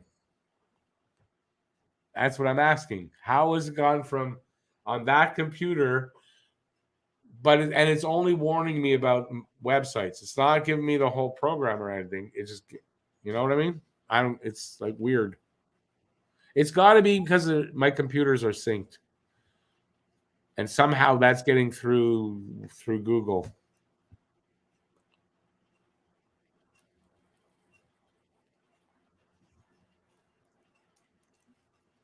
That's the closest thing to an answer I've got. It's the only logical thing that I can think of. But you never know. You guys out there, maybe some big tech guys out there. I don't know. We're steadily dropping people. Are we boring tonight? I think we are. I'm not at my best tonight. Matt is not talking. He's not talking to me. He's mad at me. That's what happens. Kids today, you know, what are you going to do? They just don't want to work today. You young people just don't want to work. It's hard to find people to work. And you see, Matt's just not doing it. IP Varnish, unlimited users. What's that? Is that a VPN? I've heard of them.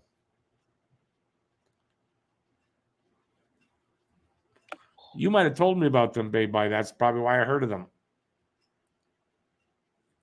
Oh, Blade, you're big on tech. Awesome. Just, I can't figure out. It's a curious thing. I just want to, it doesn't screw my computer up. And I appreciate that it does it. I just don't know how it does it. Oh, big hit from your eye.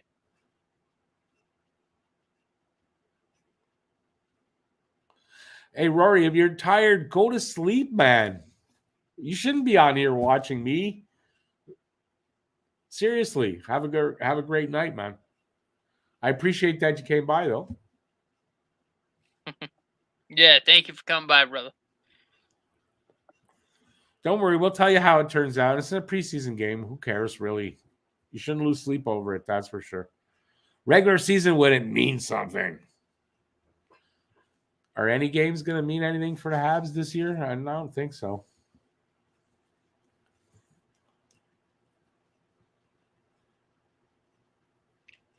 Oh, get that off sooner. Come on, Armia. Babe, what do you mean by why only one computer? Why did I only bought it? They made me this fantastic offer. For Mac, I'm paying only $10 for the whole year. That's why I took it. And it's for only one device. Because of the price, I imagine. I only paid $10 for that. And it's been great. The VPN's been great. I actually really liked it. Fantastic value. They offered me over and over this price, that price, this price, that price. Nope. Then one day it was $9.99 for the year. I said, yeah, you just got the right price. So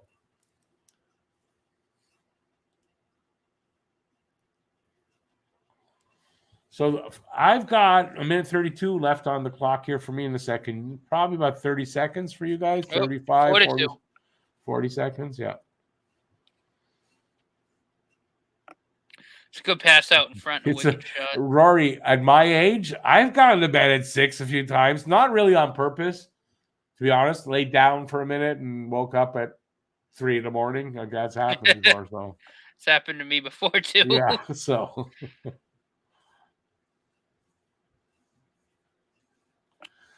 Babe, Yeah, nothing you can do about that.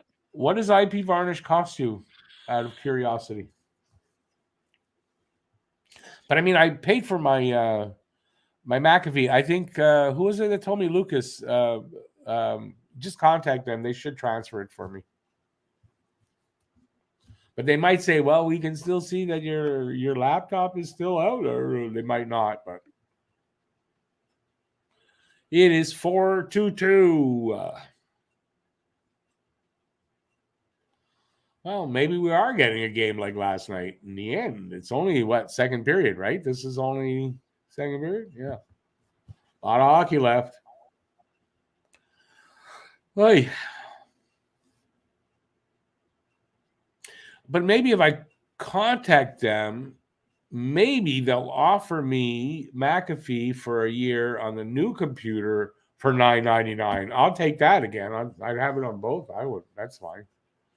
Maybe I can talk them into that at like the worst. The thing for that though is, I got to remember to cancel it at the end because it renews at I think $99. I'm not paying $99 for that.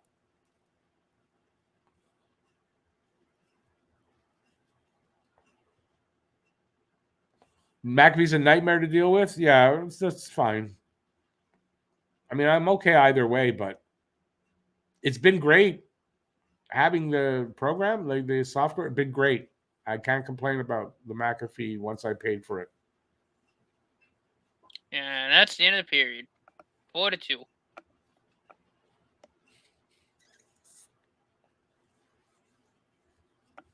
And the reason, by the way, if you're wondering why I got it, the new computer that I had, my laptop was brand new. It was a gift. Someone had bought a few years before, never used it, gave it to me because my other computer broke.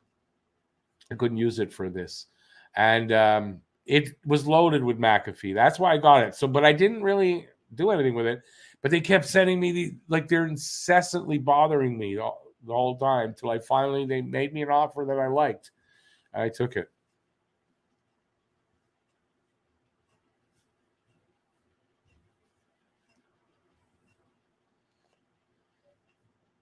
Babe, you didn't tell me what you pay though. It may be a personal question. I don't know, but I'm just curious what you pay for that. For IP varnish. Oh, Kachuk and who's that? I can't see. Beck. Kachuk and Beck. Why is Kachuk going after Beck? He's a bit bigger than them, isn't he? I don't know how big is Beck. Do you know? I don't know off the top of my head. Yeah, me neither. I want to say 5'11". I don't know why I want to say that, but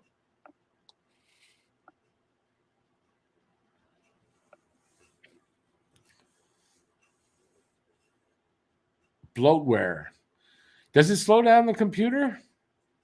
I can't say it did. NordVPN, man. Did that ever? It slowed my computer down, screwed up my email, screwed up my bank, like access to it and how the site worked.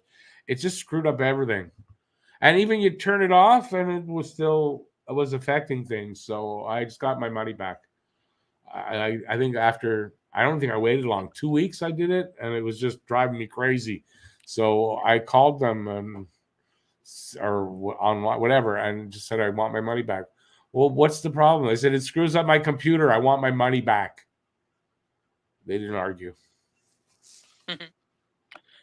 Beck is 5'11", 191. I was right, 5'11". Right, so he's my height. Hey, Coulter, how you doing? I am well. I am well. I hope you are too.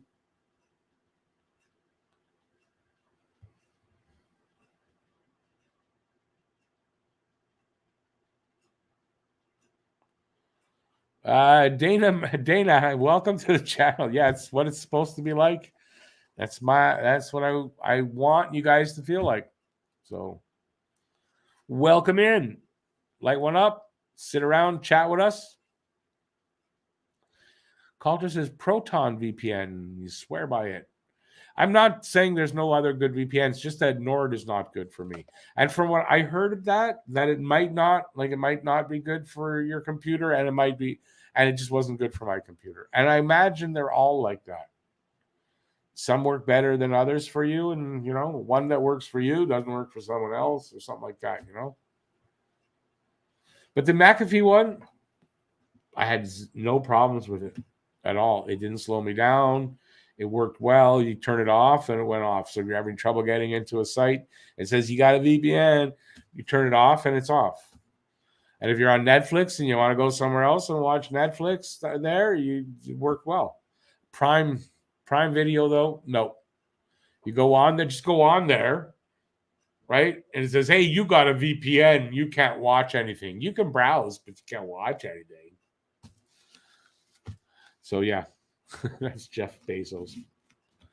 I can't make money off you, so you can't watch anything.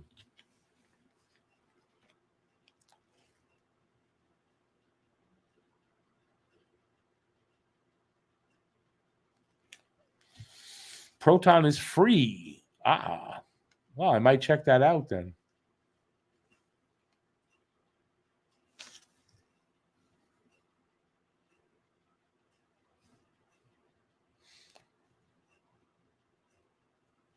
So you're saying my McAfee wasn't really saving me from anything, is what you're saying?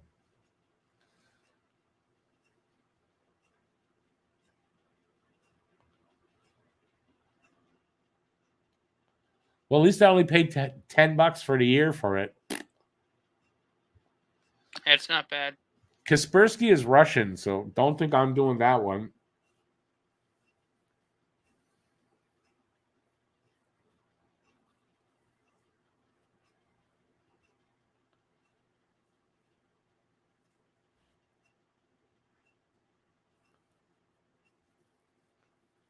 So you're saying my laptop could have been faster than I thought it was? I was pretty fast. I don't know that it slowed me down much.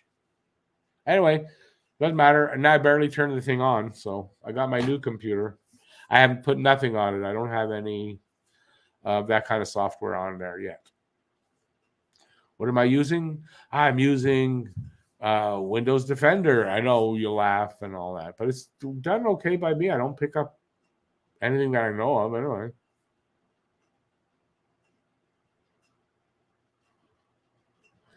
Yeah, Blade, still, I'm not touching anything Russian. Nope. Sorry. Especially with what's going on in the world right now. Nope. I don't know if it makes me any safer or not, but I'm still not touching it.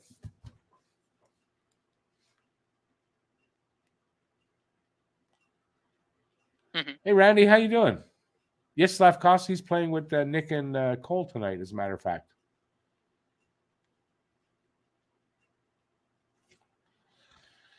Calter, are we holding our own? I don't think so.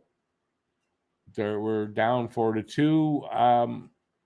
They're not dominating us, I don't think, but I don't know that we're.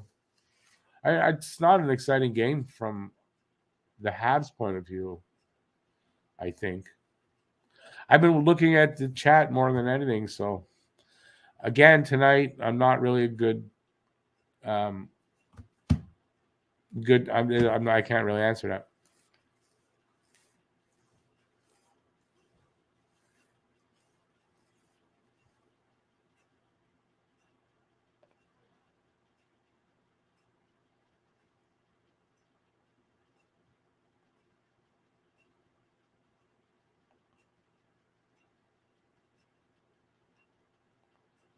Yeah, babe, don't worry. I know I'm not renewing that. That's for sure. I just got it only a couple of months ago, so I got a long time still with it. But you're right. Maybe I should do that. I don't use it very much. I'll forget. It's a good idea. Tomorrow. What do I write? Uncheck auto renew on McAfee.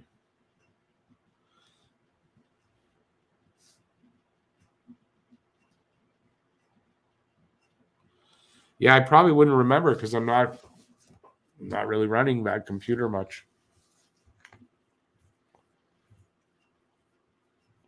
Coulter, yes, I announced it at the beginning of the show that they signed Owen Beck to a 3-year ELC. It didn't take them long to do it, and with the training camp that he had and is having, not a surprise that they did this. Montreal's your second favorite team. Who's your favorite? Which one is your favorite team?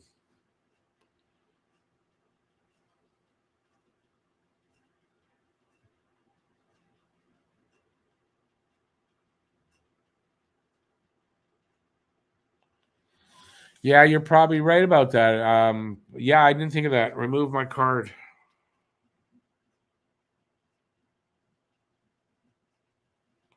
That's a good tip, actually. Really good tip.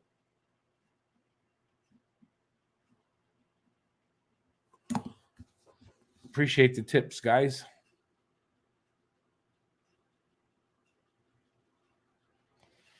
Where can you send the website? Oh, my email is in the description of all my videos. Talking Habs at gmx.com.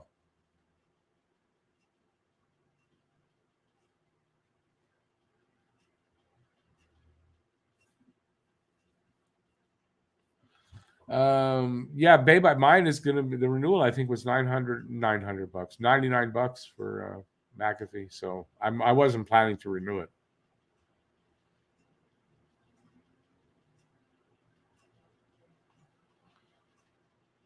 Germany has an NHL team. What do you mean by that, Coulter? Are the Sharks in Germany doing an exhibition game? Is that what you're saying?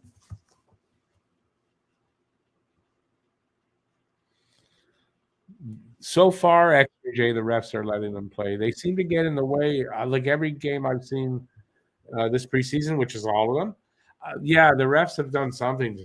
I thought was a bad call, and a lot of times I can key moments with Winnipeg. The Winnipeg game didn't. I mean, that call was like was a shitty call. Gave the Jets a power play that they scored on to win the game.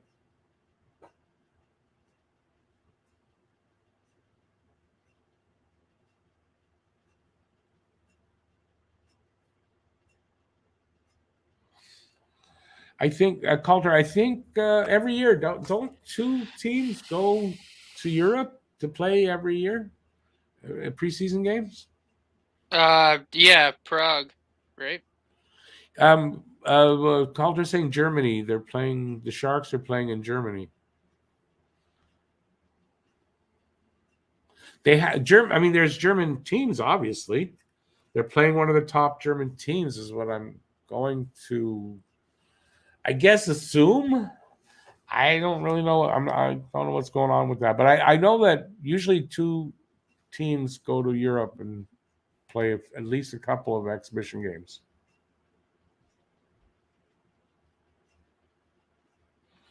It'd be a long flight. Wasn't there talk? Was that NFL though? There was talk about having a division in Europe. Wasn't that NFL? Matt, was that NFL? They were talking about a European division. Probably, yeah. I think it was the NFL like a while back. I asked you. You might have been too young to know. I don't know how long ago it was, but I believe that happened. Anybody out there remember that? I've heard rumblings about it.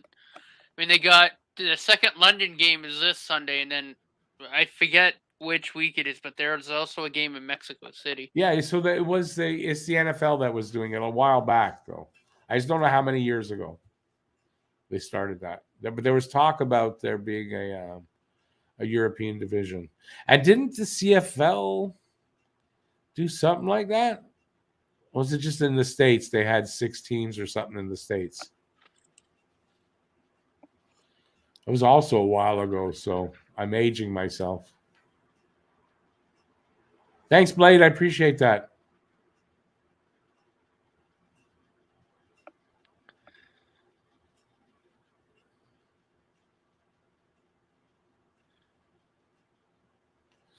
Dana, we usually talk about hockey, but sometimes we sidetrack, but usually it's hockey talk here, and mostly the Habs.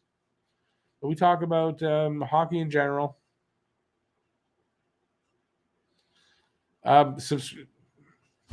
Great. I appreciate it if you do subscribe, and glad to have you around and have you back. Definitely. I do all the Habs games, so.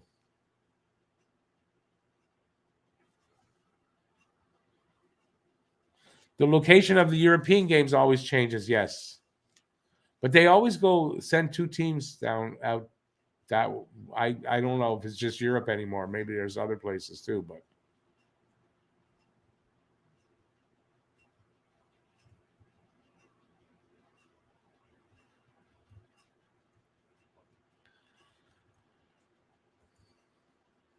I think Germany actually they're producing some good players. I don't know that nobody cares for hockey. They're producing some good hockey players.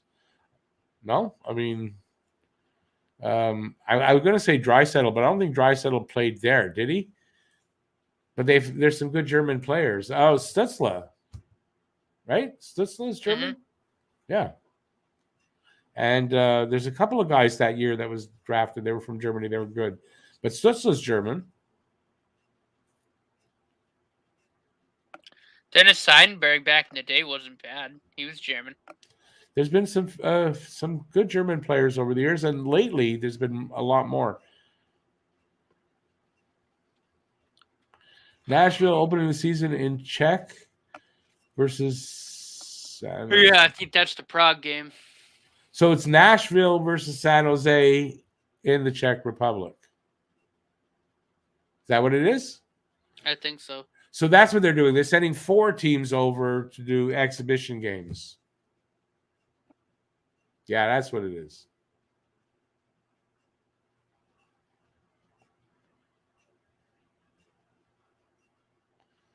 Oh, Dana, you're from Orleans? Yeah, then that's Ottawa, basically. So a Sens fan. We didn't know that Sens had fans, right? That's the big joke on our channel. Yeah, for a while, Shamir was the only. Yeah, he wasn't a fan. Knew about. Yeah, but he wasn't a Sens fan. That's true. But he's the one who made that joke all the time. That's where I got it from. Actually, is Shamir. How's he doing? I hear from him every now and then. Good, as far as I know. Good. Where am I? Oh, just jumped. Anywho.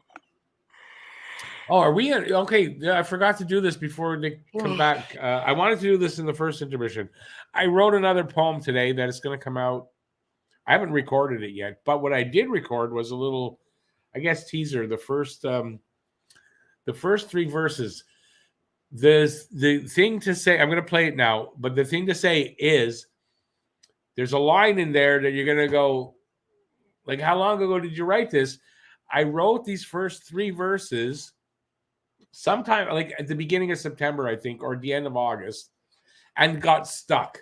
And they were doing work and everything. There was a lot of noise. I sat down and I actually finished off the poem. So the rest that you'll see in the video is what I wrote today. This I wrote before. I'll play this before it's too late here. I wrote before something happened. You'll see what I'm talking about. Just give me a second. And I got it teed up here. Here you go. Hopefully you'll like it. Training Camp Poem 2022. The season starts on October 12th. The Habs will take on the Leafs. Austin Matthews will play with his balls out, if he can find them in his boxer briefs. Who will be playing on opening night? What will the lineup be? I hope they announce the captain by then. Will Nick Suzuki be wearing the C? Let's go over the lineup that I think might play in these opening night games. I hope I predicted correctly. Let's get on with the names. Yeah, so I wrote that. Which line do you think you can tell by? I'm going to take a wild guess and say the Suzuki line. Yeah. So, I wrote that. I don't know the date because I usually write the date. I didn't for that. And I kind of put it to the side and I was stuck. And, picked it up today and finished it off. So I didn't record it yet officially and should be doing that tomorrow if there's not too much noise here. or when they're on lunch or something like that. And yeah, hopefully we'll I'll have that out tomorrow night. So yeah, hopefully you guys like that.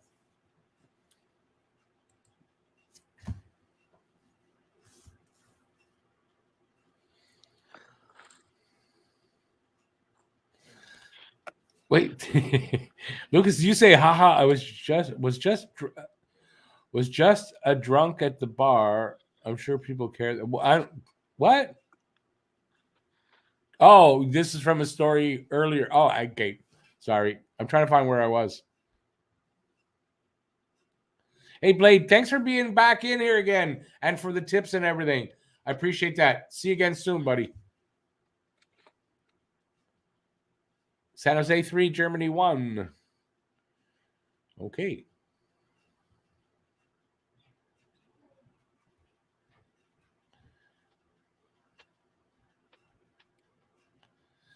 Talking Habs shirts are not available right now because, well, I didn't sell any. I don't know if they still have my designs there. I could check and see it's at Zazzle, but I'm going to hopefully. I was just working on some plans actually, writing some things to do, and I want to do some T-shirts and some merch. So I've got a couple of slogans and stuff. I just got to work out. I mean, I need some. Anybody local or wants to help me? I need an intern. Anybody want to do free work for this channel? That's local and can come to my house. I need help to organize and get everything done. But I've got some ideas for some T-shirts, and I think YouTube is doing a new thing. It's called YouTube Shopping. So now we can do that a lot easier than it was before. So I just got to get rehooked up with one of the big T-shirt providers. But I've got some ideas for some slogans and stuff like that. So we're back in the third period. Matt might want to tell us what's going on. I was actually going to go. I'm tired. Oh, no problem. I'll just take over from here then. Don't fall asleep on here. But yeah, so we're going to hopefully get some T-shirts. Matt and I've talked about it a little bit before. Yeah, reach out to my buddy. We got to get the artwork going. It's not artwork. It's just slogans, though, what I want to start with. So I don't think there's going to be much artwork. I know. I'll do that eventually. I'm such a procrastinator. Okay, you said you're going to sleep, though. What's that? Even for the slogans too, he could do some nice word mark stuff. Yeah, actually, for one of them, I need a design to be able to do it. I can't show the player that I want to show. Can't do it because of copyright. But we could do it. We could do it a different way. So yeah. So we'll try to. So yeah. All right. Anyway, so I'll take over from here and have a good night. Yeah, Thursday is too early. You're not going to be at that one. It starts at 5:30. I don't see how you're going to make that one. And Saturday, yeah. So we'll see you tomorrow night. Tomorrow night for the draft. Yep. And on the season preview. Yep. Yeah. Because Saturday. And then hopefully opening night. And then hopefully opening night. But I'm talking between now and opening night. Yeah. So. All right. Have a good night. That didn't come out right. You understand that? I don't know. Have a good night, and yeah, I'll see you soon. Night, Rick. Night, everybody. Thanks for coming by. All right, so we got. I don't know what time I got left here on the thing. I got 18:33 on the clock for me, so. There is a Montreal power play just starting up, but looks like a shorthand. Oh my God! Almost Pinto almost in alone there. He couldn't manage getting the puck away at the last second, just at the net. I don't know who was the Habs player that kind of stopped it, but anyway. Got a minute 32 right now left in this power play. It's 4-2 for Ottawa. Shots are 19-15, favor of Ottawa. And my clock says 17:55 left in this game.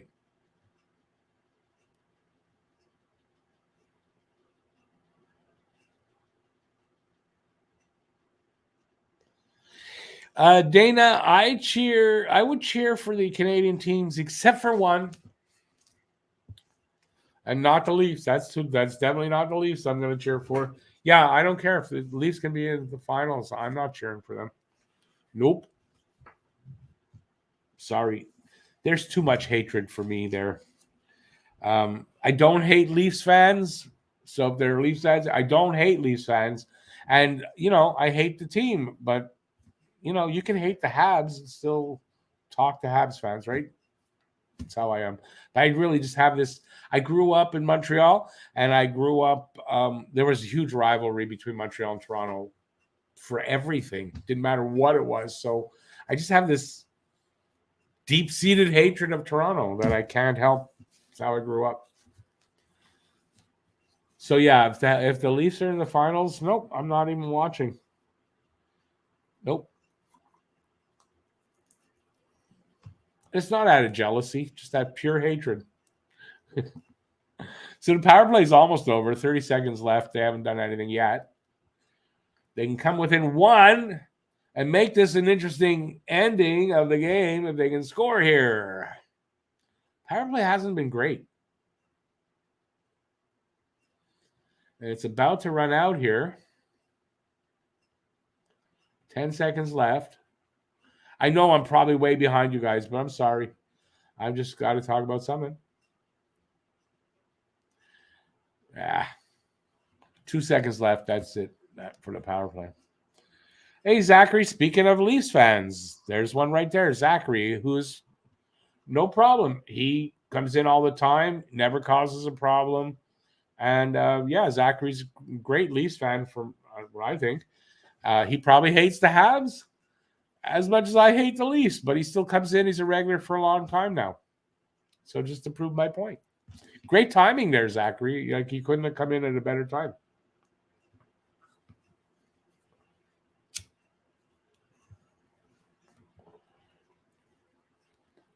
Plus, he also has the same name as my oldest son. Not spelt the same, but my oldest son's name is Zachary.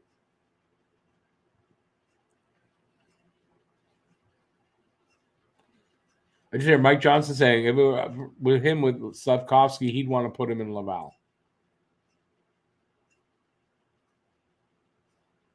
I appreciate that, Zachary, as always. But yeah, I know you don't like the Habs, as you shouldn't have to. But I've talked in my lifetime. I've talked to fans of other teams, all kinds of teams, and never had a problem. So that's how it should be. Just not all Leafs fans are like that, and I'm sure not all Habs fans are like that towards the Leafs. Towards Leafs fans.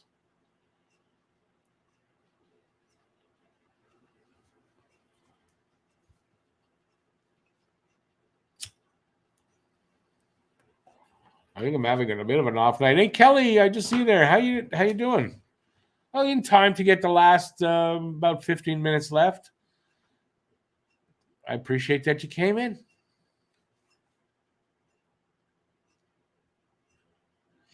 Two more games after tonight, Lucas. They're in Gander, Newfoundland on Thursday, and an early start, 5:30, because there's an hour and a half difference between in Newfoundland to here at this time of the year. And then on Saturday, they're in Bouctouche, New Brunswick. And that's a 6 o'clock start because New Brunswick is an hour behind us at this time of the year. And then that's it. Then there's 3 days off, and then we got the season opener.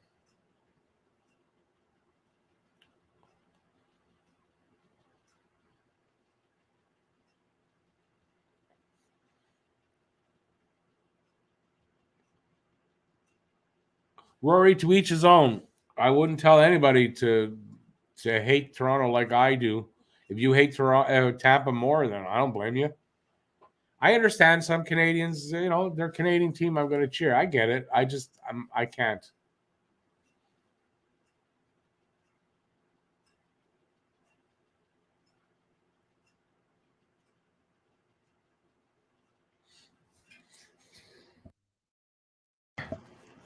Yeah, I don't necessarily disagree with you on that last statement there, Rory.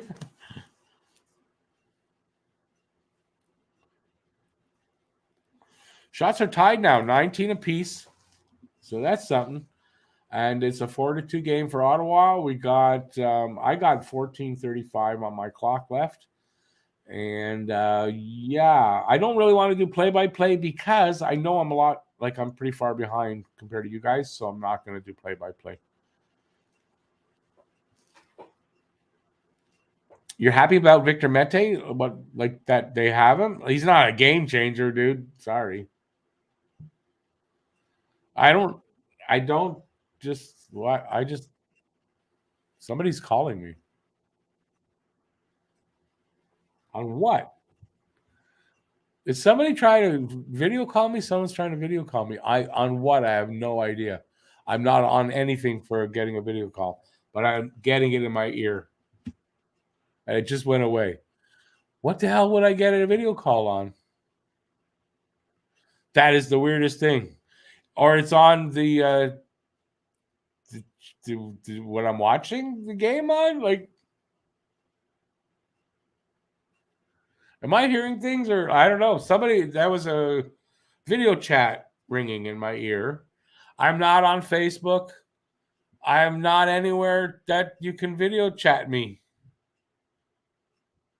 How am I getting that? There's a ghost in here. Yeah. Slav looked okay. He's doing some of the things that he's got to do that, he can do, protecting the puck, stuff like that. Offense, not bad from what I can tell. It's really good to see him with Caulfield and Suzuki, and they got a lot of energy. That line's got a lot of energy. I can see potential there with that line.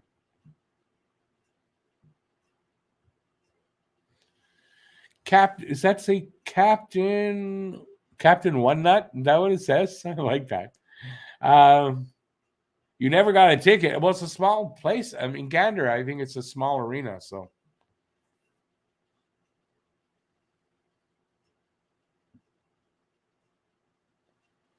Zachary, you don't know who. Come on, Zachary. We're playing your boys.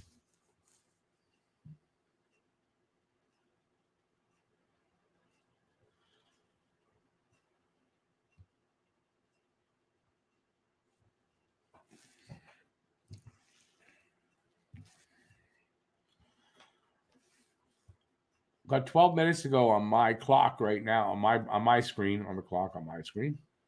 Again, I mean, I'm listening to it, so I'm not hearing any kind of excitement. It's just kind of not an exciting. It didn't turn out to be a really exciting game, even though there were 6 goals scored. That's what I think. Zachary, you knew that. You knew they were playing the Leafs. It should be a great night. I expect Montreal will lose. Listen, Toronto's a better team than we are. Right now, Toronto's a better team than we are. But I dare say, when Montreal starts to contend for a playoff spot, I think the tables are going to be turned, and Toronto's going to be on the way down. Once Austin Matthews leaves, and Tavares won't be far behind, it's going to be a different team over there. Well, Zachary, I'm hoping for a really good game, and it usually is between Montreal and Toronto, but, I don't know what we're going to look like. I just don't know. That's my only worry is what Montreal looks like in that game. The sound just went up like, I don't know why. What the hell happened?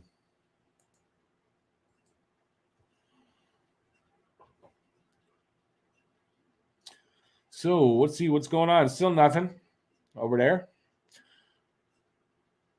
Won't be exciting until we get final rosters. Well, no, it doesn't mean we can't have an exciting game.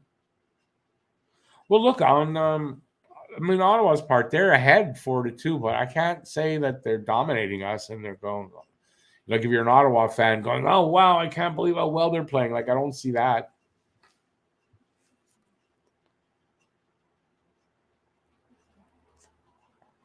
No way you can get a ticket? Is it near you? Captain One Night? Are they right? The arena in Gander, is that like somewhere where you could get to easily? Maybe you can get tickets from a scalper. I'm sure they're going to scalp tickets.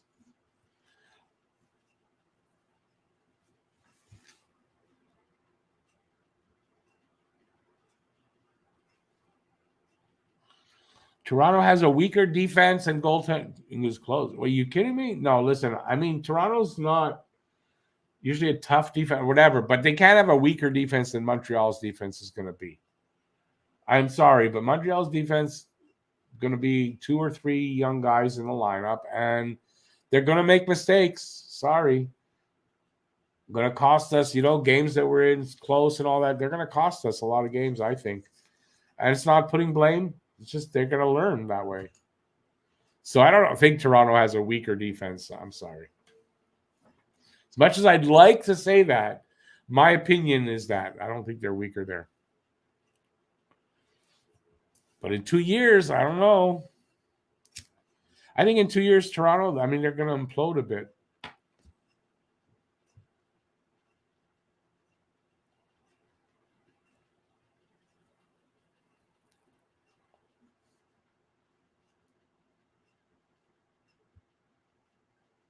But Lucas, think about if he was in a big American city. So if he's making a lot of money in Toronto, he's going to double or triple that in a big American city. He's leaving. Everything he's saying that, oh yeah, he loves it there and all that. And that's what guys say before they leave. He's leaving as soon as he gets an out. I'm not going to change that until he does or he doesn't. But I believe in 2 years he's gone. Murray did, yeah. Murray looks better than I would have thought. Let's see if that carries into the regular season. We'll see. I mean, he's got the pedigree. You got to admit, Murray, except in Ottawa, who he didn't have a good team around him at all. He didn't play very well. But, with Pittsburgh, he did. If he can get that back, he's got a good enough team in Toronto to play well. So we'll see what happens. But I don't know. I don't think he will. See. So far, though, preseason, he's looking good. A lot of guys look good in preseason that don't look good during the regular season. So, we'll see what happens.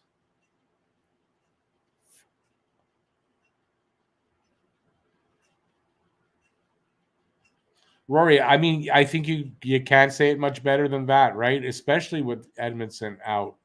If it's long term, I don't think we know yet if it's long term exactly, but it's indefinite. But yeah, we got to have one of the worst defense. I think in 3 years we won't be saying that, but this year, kind of. Until they prove that not to be the case, Gooley against Stutzla, and he's having trouble. What the hell's going on here? Kick his ass.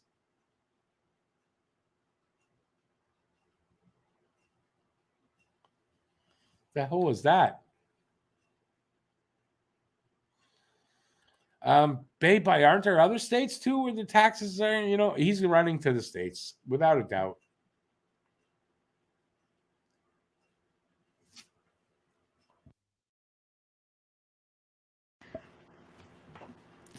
The matchup of Gooley and Stutzler kind of surprised me, but hey.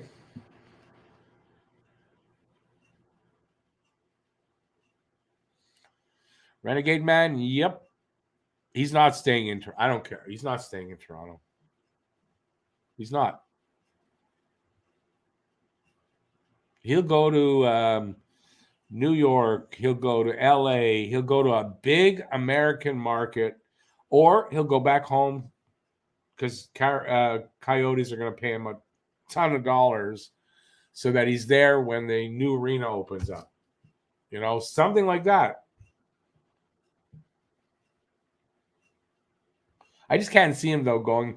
It would be like 1 year in that small arena. I don't see that, though. That's the one thing I think would hold him back from going to Arizona. But LA, New York, whatever the biggest cities are that have teams, Dallas, he's going to go to a big city that's got a lot of money, that's got a lot of opportunity for sponsorship deals, and that's what he's going to do.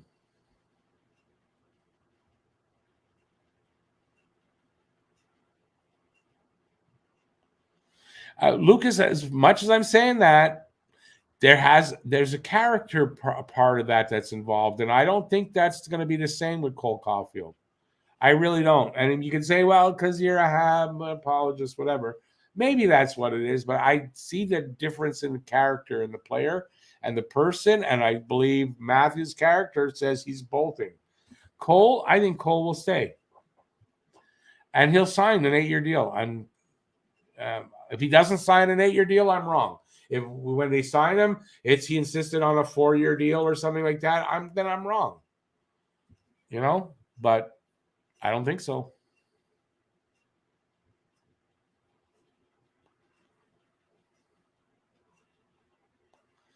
No one is streaming the game. I'm watching it on. I think I'm on YouTube. It's on YouTube.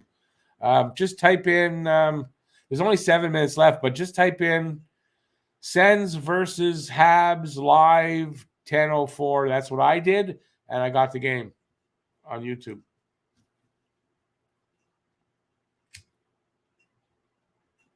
And the stream's still working. It's a little behind though. Than it's about a minute behind the actual time, but still you can watch it. Shots are 20-20, so Montreal keeping pace with the shots, not with the score. It's 4-2. Ottawa with 7:20 left in the game on my screen. I'm a little behind in the third.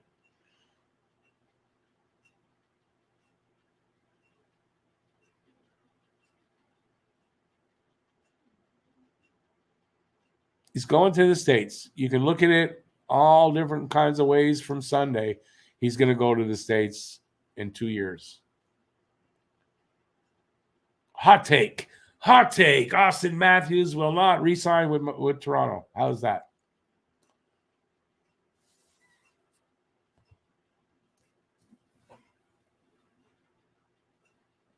There's really not much happening in this game. It's really bad. And it's a bit of a concern when you think about there's not a lot of scoring on Montreal's part again. And the games are a little bit boring. But it's preseason. Doesn't really mean anything.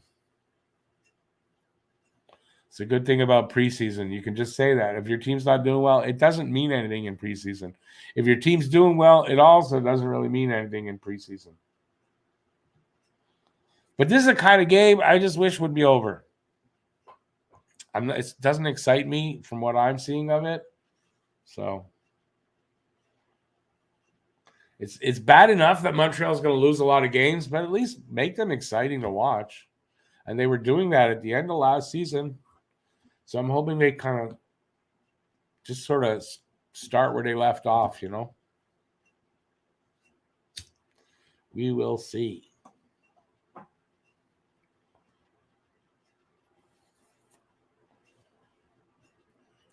I will take this time to remind everybody that if you're going to want to watch Thursday's game with me, it's a 5:30 start. I'll be on the air at 5:30. And on Saturday, it's going to be a 6 o'clock start because they are in the East, far in the East where there's a time difference. So,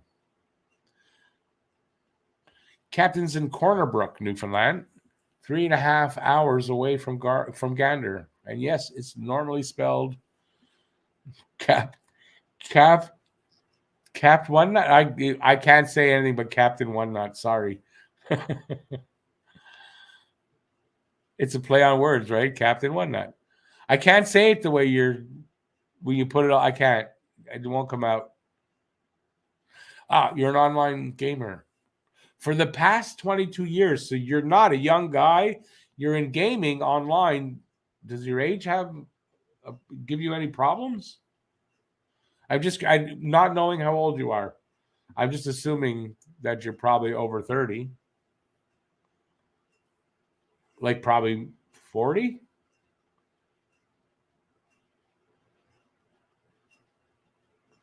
Renegade man, it's not going to be hard at all to be a Habs fan this season. I don't know why you'd say that. Just look to the future, buddy. Look to the future and realize what you're watching right now. You'll be able to look back on and reminisce and say, I saw all this greatness from the beginning.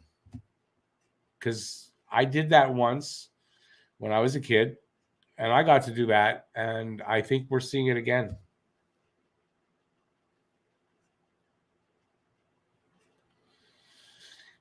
Kelly, I mean, maybe because the Sens were not really good the last few years, but I don't think that's the same Sens that we should be seeing now. Like, they're surprising me that they're not dominating Montreal like more in this game, considering the talent that they brought to what we've got going tonight. Captain One Nut, you are only 6 years younger than myself. So do you find being an online gamer and at 53 a bit of a hindrance at all? Or I'm just curious because I know for myself it is on YouTube to some degree, you know. Talent really has the most to do with it, which in a lot of areas I lack, and my age doesn't help. I will be doing a video very soon talking about just kind of that subject. I'm working on some stuff, so it's sort of a channel update type thing. Oh, got to get these guys right away. There's no mods here with me.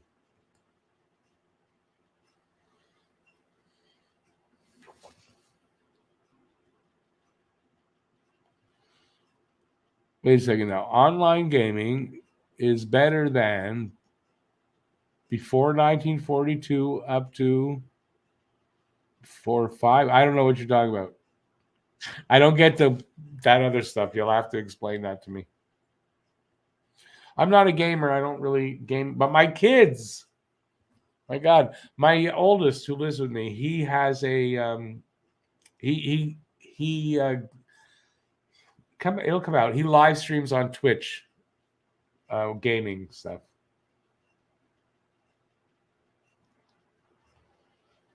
If anybody wants to know, he's called A Giant Robot. All one word, A Giant Robot. Check him out. He stopped for a little while, and then he started up recently, last couple of months, I think, or last month or so. And check him out. I know a few of you guys in here. I don't know if anybody that's here right now did, but some people did. I never heard anything back, so I don't know. And it's gaming. I don't really watch it. They don't watch my channel, my kids. I don't watch them. I'm not into gaming. Oh! Scores! Caulfield, beauty! Caulfield in his office. He's going to score a lot of goals from that circle. I don't know who fed him. I want to see that, but I just saw it happen. Blah! Renegade Man, those sex ads are annoying. I missed it again. Suzuki set him up. Beauty. Beautiful pass by Suzuki. Cross ice through the slot. And Caulfield in close at the bottom of the circle on the left side. And he don't miss from there.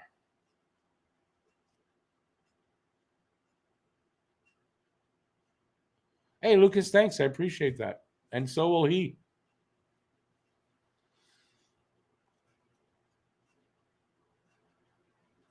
I don't think Slav was on I don't even know if he was on the ice. I don't know if he got an assist. But I saw that Suzuki to Caulfield goal. Are they going to put that up or what? They're not showing who got the assist. Where did it go?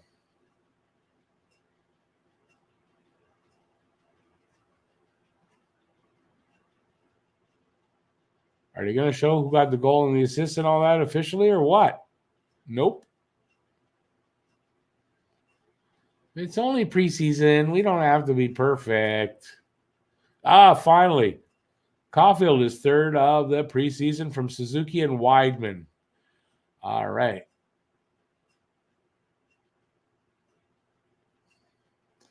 Caulfield I hope he hits 40. I actually have him predicted at 39, which is, almost the same thing.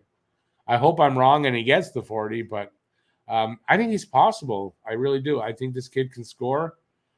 Oh, Bad move, but yeah, it's now 5-3.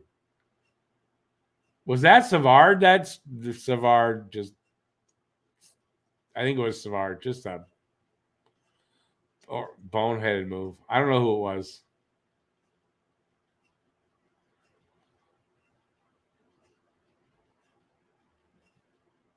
Who was that? Oh, it was Evans. Evans lost the puck at the line, bobbled the pass. That's what it was. Batherson right there, and that's it.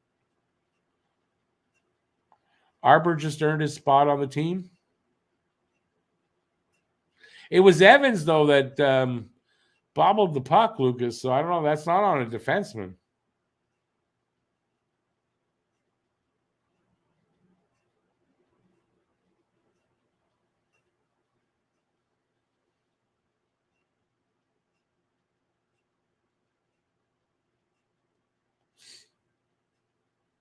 With Edmondson out, I mean Arbor. Oh, beautiful shot! I think Gignac. Oh, it was Arbor. Arbor. That's what you meant.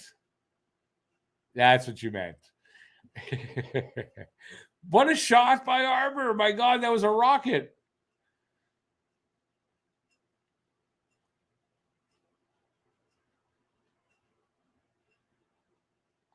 Is this going to be what an Arbor hat trick is? A fight, a goal, and a big hit.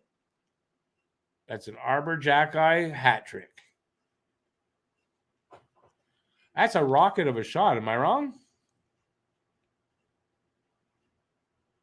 Kid's got talent. I got to tell you, he's got talent more than I thought he had.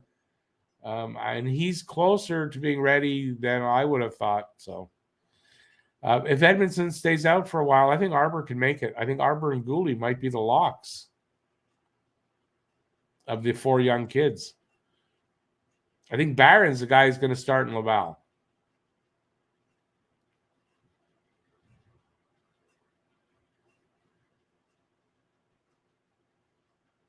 Now I'm hearing somebody talking like Hindu, so I guess that's from the guy who's putting this on YouTube. That's funny. That's definitely not my house.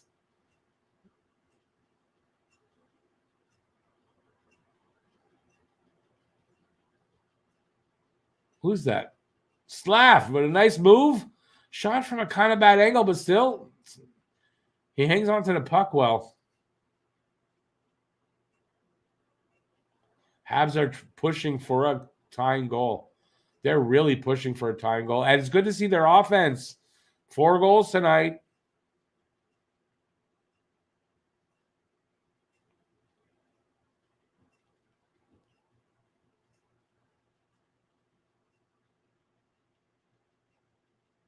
Come on, guys. Let's get it back up there. They're in their own end. They're trying to push it out.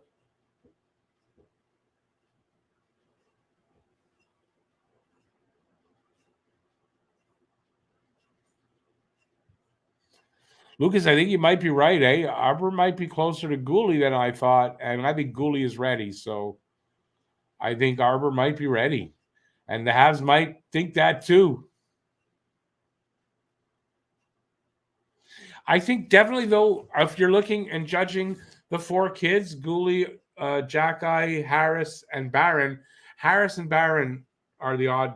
They're not as far along. I think this is pretty obvious. It was a really nice shot by Arbor. Oh, and it hit the goalie. Got a piece of that, and then that was a really nice shot through some traffic. Whose net is empty? Oh, Montreal pulled the goalie. Okay, I'm behind you. I forgot about that.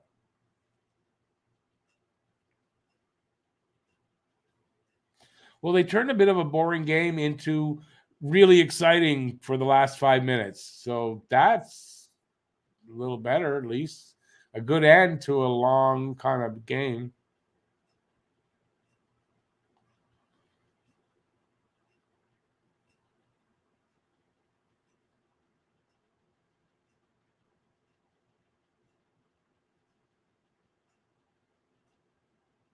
I think, Captain, what it's not your first time here. I think that explanation rings a bell. You've told me this before, I think. I'm sure I've seen you in here before. It wasn't the first time I saw the name. So how did you lose it?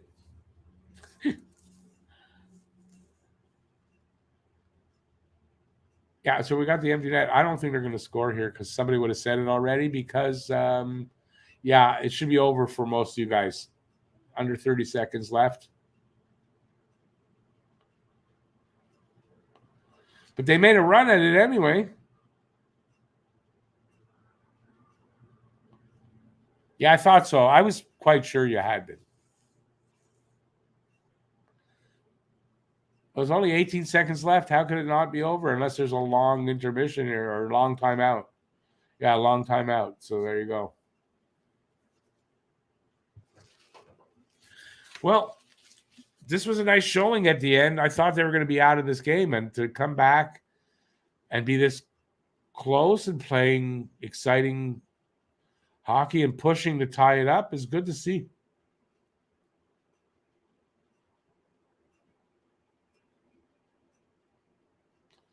I think with 18 seconds, my guess is they don't get it. Nobody, if you're ahead of me, don't put it in here that if they score or don't. Just leave me the 18 seconds. Please do that.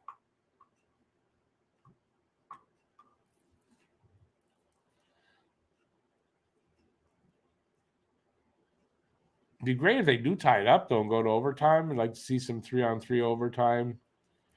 Caulfield, Suzuki, and Slavkovsky out there in overtime. That'd be cool.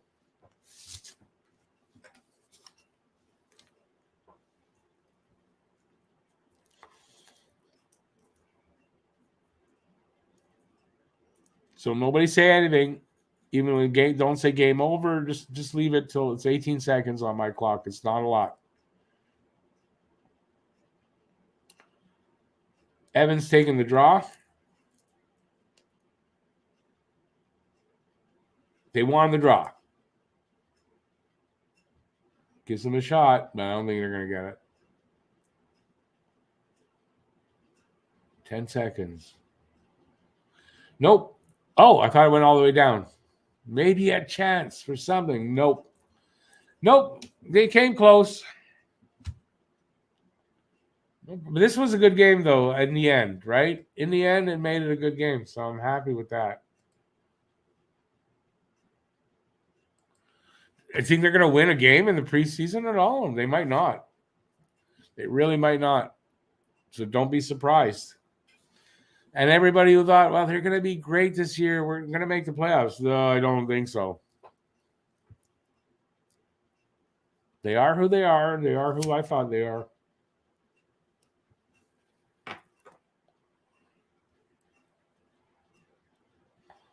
Going to be some chippy next few games against Ottawa. Yeah, you know what? Good point. It probably will be. Definitely, because this was a bit of a chippy game at points too. There was a couple of fights. So, and it usually is between Ottawa and Montreal, I think. So,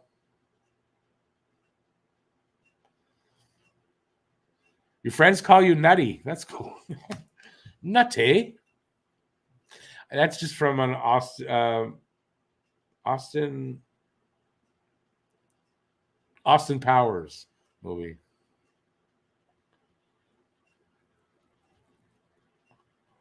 Nine-goal game, not the Habs we are used to with Price. Well, no, but get used to it. I mean, if Montreal is going to win games, it's probably going to be high-scoring games, and they're probably going to lose a lot of games like this where it's by one goal, either in overtime or in the last, few minutes, something like that. That's what I think.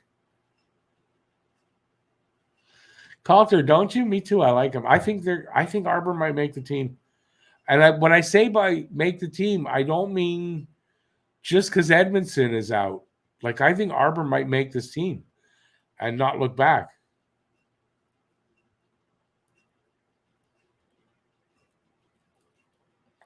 And I think that goal there, the way he's played tonight, I think he might have made the team to start the season to replace Edmondson. Like that thing, I think he's done that. He is 6'4", 238 pounds.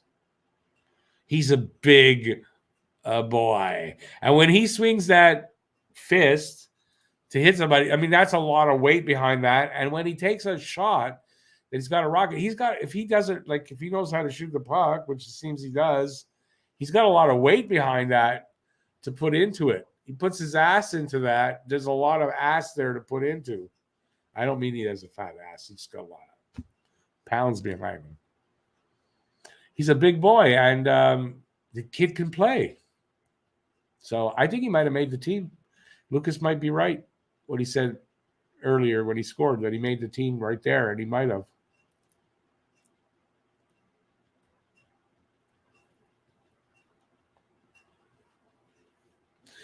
Lucas, is that 5 points in his career or just this preseason? Shane Pinto, if I'm correct, yeah, he does well against us when he plays. He's going to be a good player for them. And he was a top draft pick, 2-3 years ago?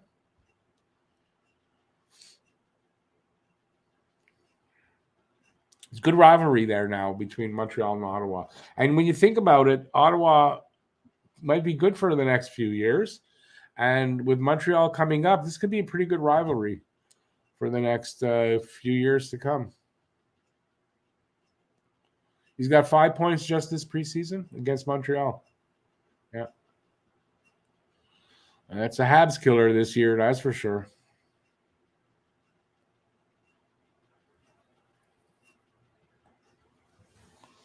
Pinto's always turned out to be lousy cars. Okay, I thought that's what you was there. I wasn't sure. Pintos were crappy. I had a not a Pinto. I had can't remember the goddamn name of it. Not the Pinto, the Gremlin. I had a Gremlin of that era. The Pintos, man, you tap them in the back and they blow up in the day. Not a good car. Neither was a Gremlin. I can attest to that. I've had some shitty cars in my day. Gremlin was my first car. It kind of was my first car. I didn't have it long, and then I got a Citation, which was one of the first front wheel drive cars. So think of how old I am. I had one of those. The Citation ended up becoming what? It evolved into, I can't remember. I don't think it's around anymore. That's how old I am. Yeah. I had a Renault 5 or 4. I got it from my brother-in-law. It wasn't in great shape. It didn't like to start. I used to park it on a hill so that if it didn't want to start, I just, put it in neutral, let it roll a bit, put it in third, let the clutch out, and she'd start. Not a great car when I got it, but I had a Renault.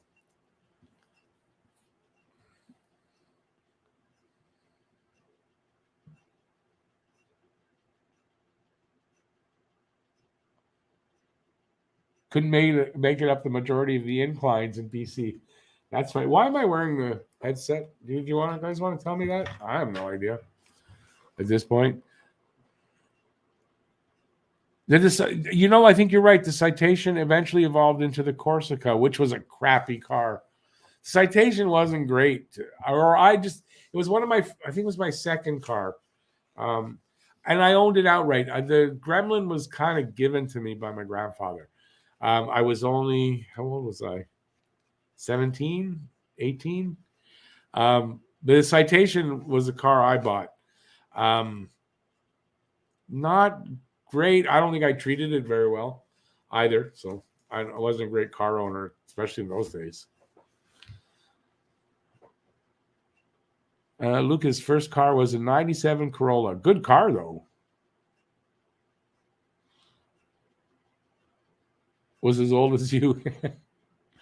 But it surprisingly still ran very good. No, Toyota cars Toyotas, they didn't really die. You could run a Toyota forever.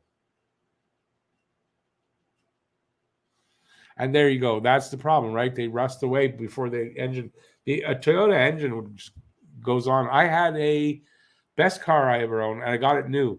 My only new car ever was an Echo, a Toyota Echo. I had that for 10 years. 3 times I changed the brakes. That's all.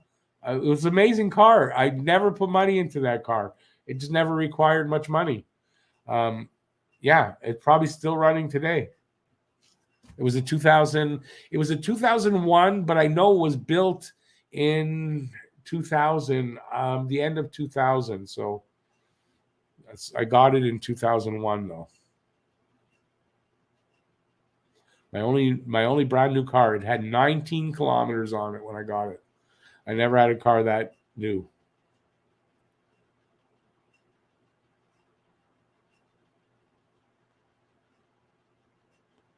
I don't remember what my engine was. I was a V.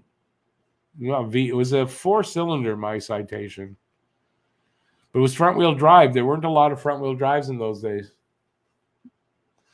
Aki, I drove a Chevette. I didn't own it. I drove what for a courier company, Jedi Courier. I think it was Jedi.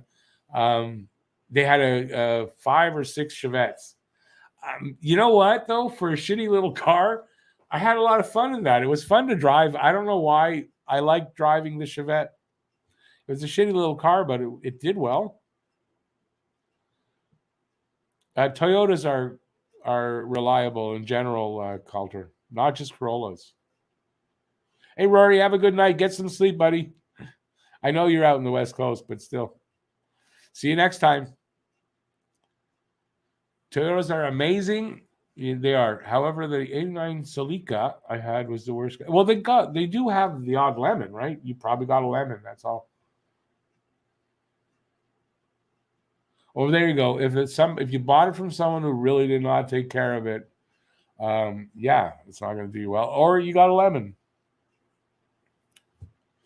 Lucas, your second car was an Echo? Yeah. Sold it to your buddy and he's still using it. Yeah.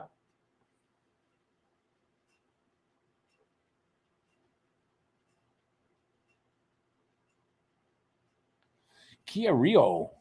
I see those around. I sold my Echo because I had bought a van, split up with my wife. We split, separated, and I bought a van. She had a van, and we didn't really need the car, so I sold it. And yeah, and I think the guy that I sold it to, he's a mechanic. It's still running, the car. I'm sure it's still running. I can't see that car being dead.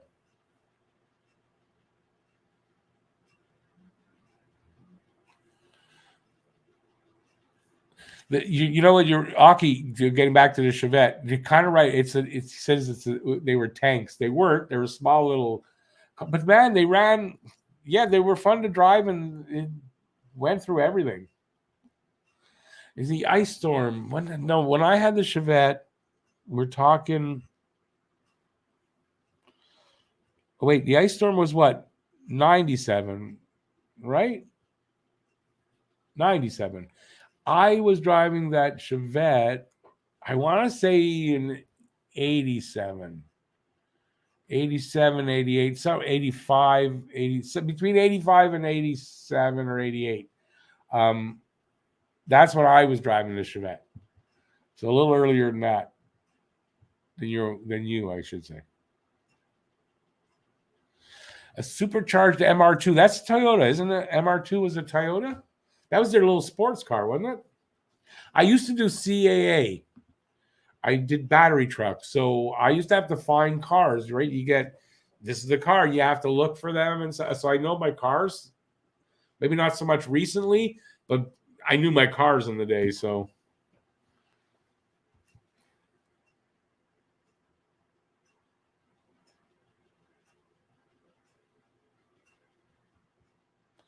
wait, Calter, it says a Chevette with a Cadillac North Star V8 under the hood. Oh my God.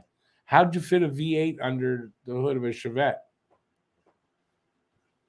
There must have been not a centimeter of room to work on it. Your first winter driving was the ice storm? Oh my God. You're young. I don't remember anything of it, but your first winter. That's right. You're young. What am I even talking about? Driving. You wouldn't have been driving then. I spent 11 days without power.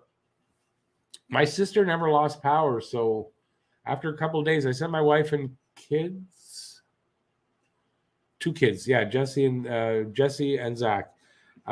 To my sisters, they stayed there. I stayed because we had some animals, and I was, how do I want to put this? I had an indoor garden, and so I had to take care of it, and I stayed for 11 days, and it was not fun. It was not fun. It was an experience that I don't think I ever want to repeat. Devin, hey Devin, first car was a Sunfire, a good car. Didn't put much money into it though. That's all. That's always a good car. I worked on a lot of Sunfires, changing batteries and stuff like that. So, and opening the door. My favorite thing, I think that was my favorite thing to do when I was at CA was you lock your keys in. We got to come and break in. I love breaking into cars. I was good at it. Maybe I could have been a good car thief. I don't know, but I was good at getting into cars. Once I got the hang of it, it took about a month to get the hang of it. But once I got the hang of it, I was pretty good. I once saved. I say saved. It was a hot day, and there were 2 kids locked in the back seat of their parents' car. They were going to the doctor or something. There was a guy on scene for like 20 minutes trying to get it. A guy that I trained with, he couldn't get in, and they called me because I guess I was nearest. I raced there like I had sirens. You don't, but you're allowed to go through lights and stop signs. If a cop stops you and they'll lead you, but you're allowed to do that if you have an emergency call of a kid locked in a car. So anyway, it took me about 10 minutes to get there. I get there. As I'm pulling up, I look and see what kind of car it is. It was a Honda Civic. It was a Honda. I don't know if it was a Civic or an Accord. So right away, I know what I need. I saw on the computer, excuse me. So I knew what it was. So I'm on my way. I'm grabbing the tool I need, which was just a Slim Jim. It was an easy car to open up. I get there. I get out of the car. I go to the door. I drop my Slim Jim in and pull, and the door's open. Like literally, if it took me 2 seconds, I've never done anything better than that. And you know what? I drove away from there elated. I felt like I was walking on air. I saved 2 kids out of a car. It was probably the best thing I've ever done in my life. And yeah, it was an experience that I'll never forget. So I don't know if you guys are still listening to me. This is a long story. But yeah, doing a CAA was probably for work, like to work for somebody else. That's probably my favorite job. It was a lot of fun. Yeah, and breaking into cars was just really a lot of fun. And then there's the car that you can't break into, and it's just the worst thing ever.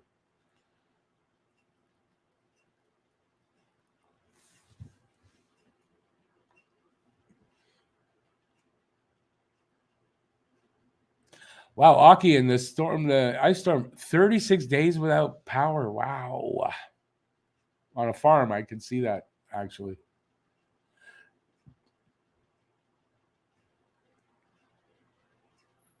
You had an opportunity to get a DeLorean. Wow. No, I mean, that's got to be old. When did they stop making those?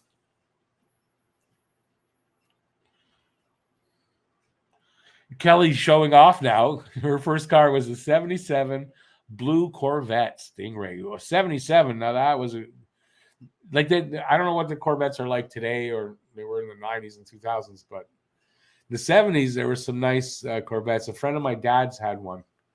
It must have been a 72 or a 73. Because, yeah, I would have ridden it before 75. Yeah, that was a nice car. I could move, too. What'd you miss? I don't know. We're just talking about cars. From hockey to cars.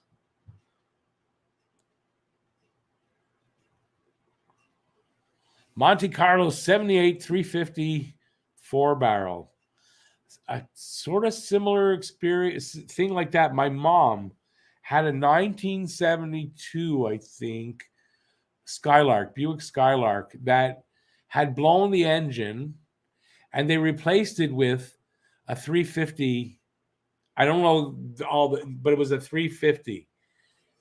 That thing was a rocket, and that was the car that I taught myself how to drive on the farm.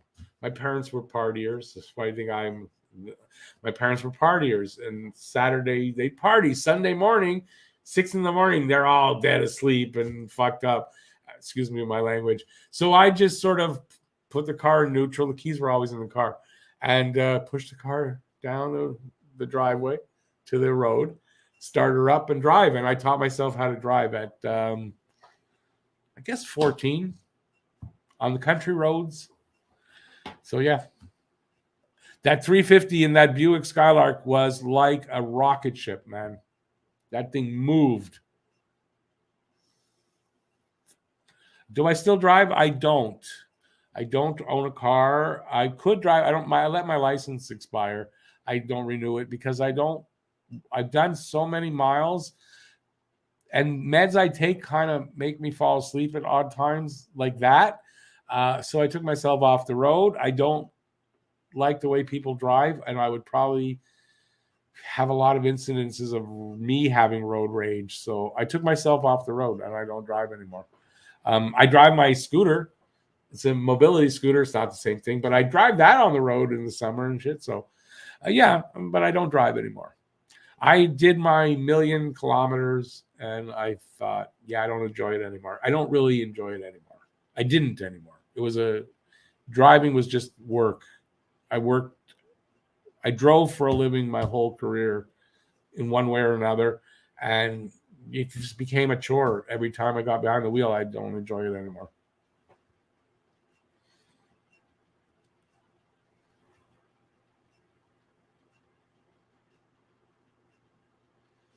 Calder, are you saying they stopped making the DeLorean in 81 or 83 or something like that? It's a while. Yeah, I figured 801 was 83. The year 801, they didn't have cars. Yeah, I don't know when they stopped the DeLoreans. Can I get an uncle like that too, Kelly? Please? Calder, you had a Daytona Shelby Turbo in high school. Man, that was fast. Is that a Ford? I don't know. I know a Shelby doesn't necessarily I know the Shelby, the Mustang, that's a hell of a car. I don't like Fords in general, but the Ford Mustang Shelby I don't know, but it's 60s, 50s, 60s, I'm not sure. That's a nice car.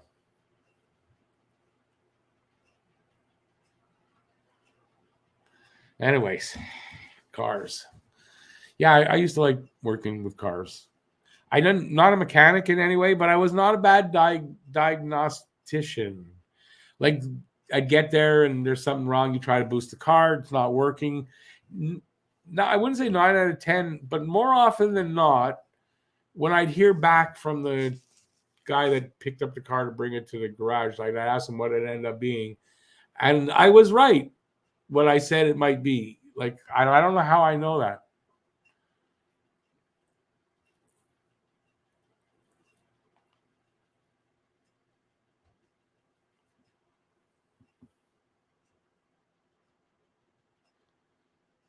Okay, now I'm getting what you're saying, Culture Dodge. So yeah, I know the Shelby is the designer, isn't it? It's not necessarily that it was because it was a Ford that they made a Shelby. The Shelby was the designer, I think, and whoever it was designed other cars, from what I understood.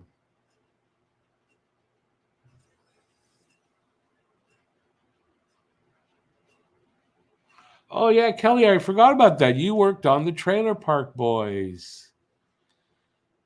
Were they gentlemen when you drove them home? At least I hope. I heard. Listen, I don't know them at all, but I've heard of the three, Ricky, Julian, and Bubbles. Of the three, Ricky's the nicest of them. And I heard Bubbles, Mike, was it Mike Smith? Is that his name? Not the nicest guy from what I've heard. Now, do I know that's accurate or not? I don't. So since you obviously have met them, would I be accurate? And apparently Leahy, Mr. Leahy, forget the guy's real name. He was apparently a really nice guy. I love that show, Trailer Park Boys. It's a little bit over the top now with all the shit they're doing. I don't watch, but the original series was great.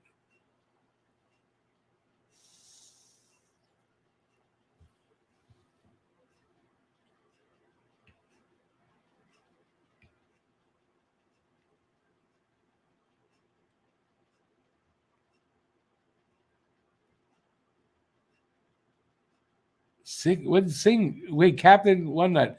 It cost you $6,000 for a blown engine on a new engine? Wow.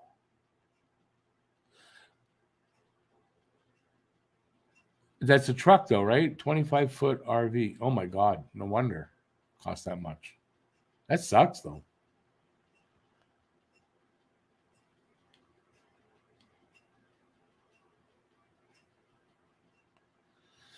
J-Rock, that's Jonathan Torrens. He's on Letterkenny. He's what's the guy's name? He's Mr. Dick. Dick Meat. Yeah, J-Rock was kind of a weird character, but I mean I like Jonathan Torrens in general.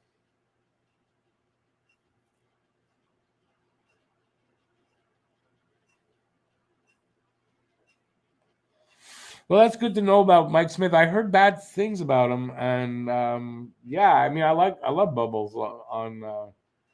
He's the best character, Bubbles. That's good to know. But I've heard Rob Wells is really nice. Yeah, and he's not Ricky. Obviously, he's not dumb like Ricky. I never thought he was. All right, I'm gonna go in a couple of minutes, so just to let you guys know, it's 3 hours. I gotta eat supper. Hey, Coulter, thanks for being here again. I appreciate it. I appreciate having you around. Have a great night. I know I'm not looking at the camera, but I'm trying to read there. Rob Wells is a newfie, so that should make him a good guy. No? Well, Devin, aren't you from out there? Hey, Habination, the score was 5-4 for Ottawa. They almost tied it up there to push it to overtime, but a little too late. They could have made that push at the end a little earlier. They might have tied it up. Have a good night, Kelly. Thanks for being here.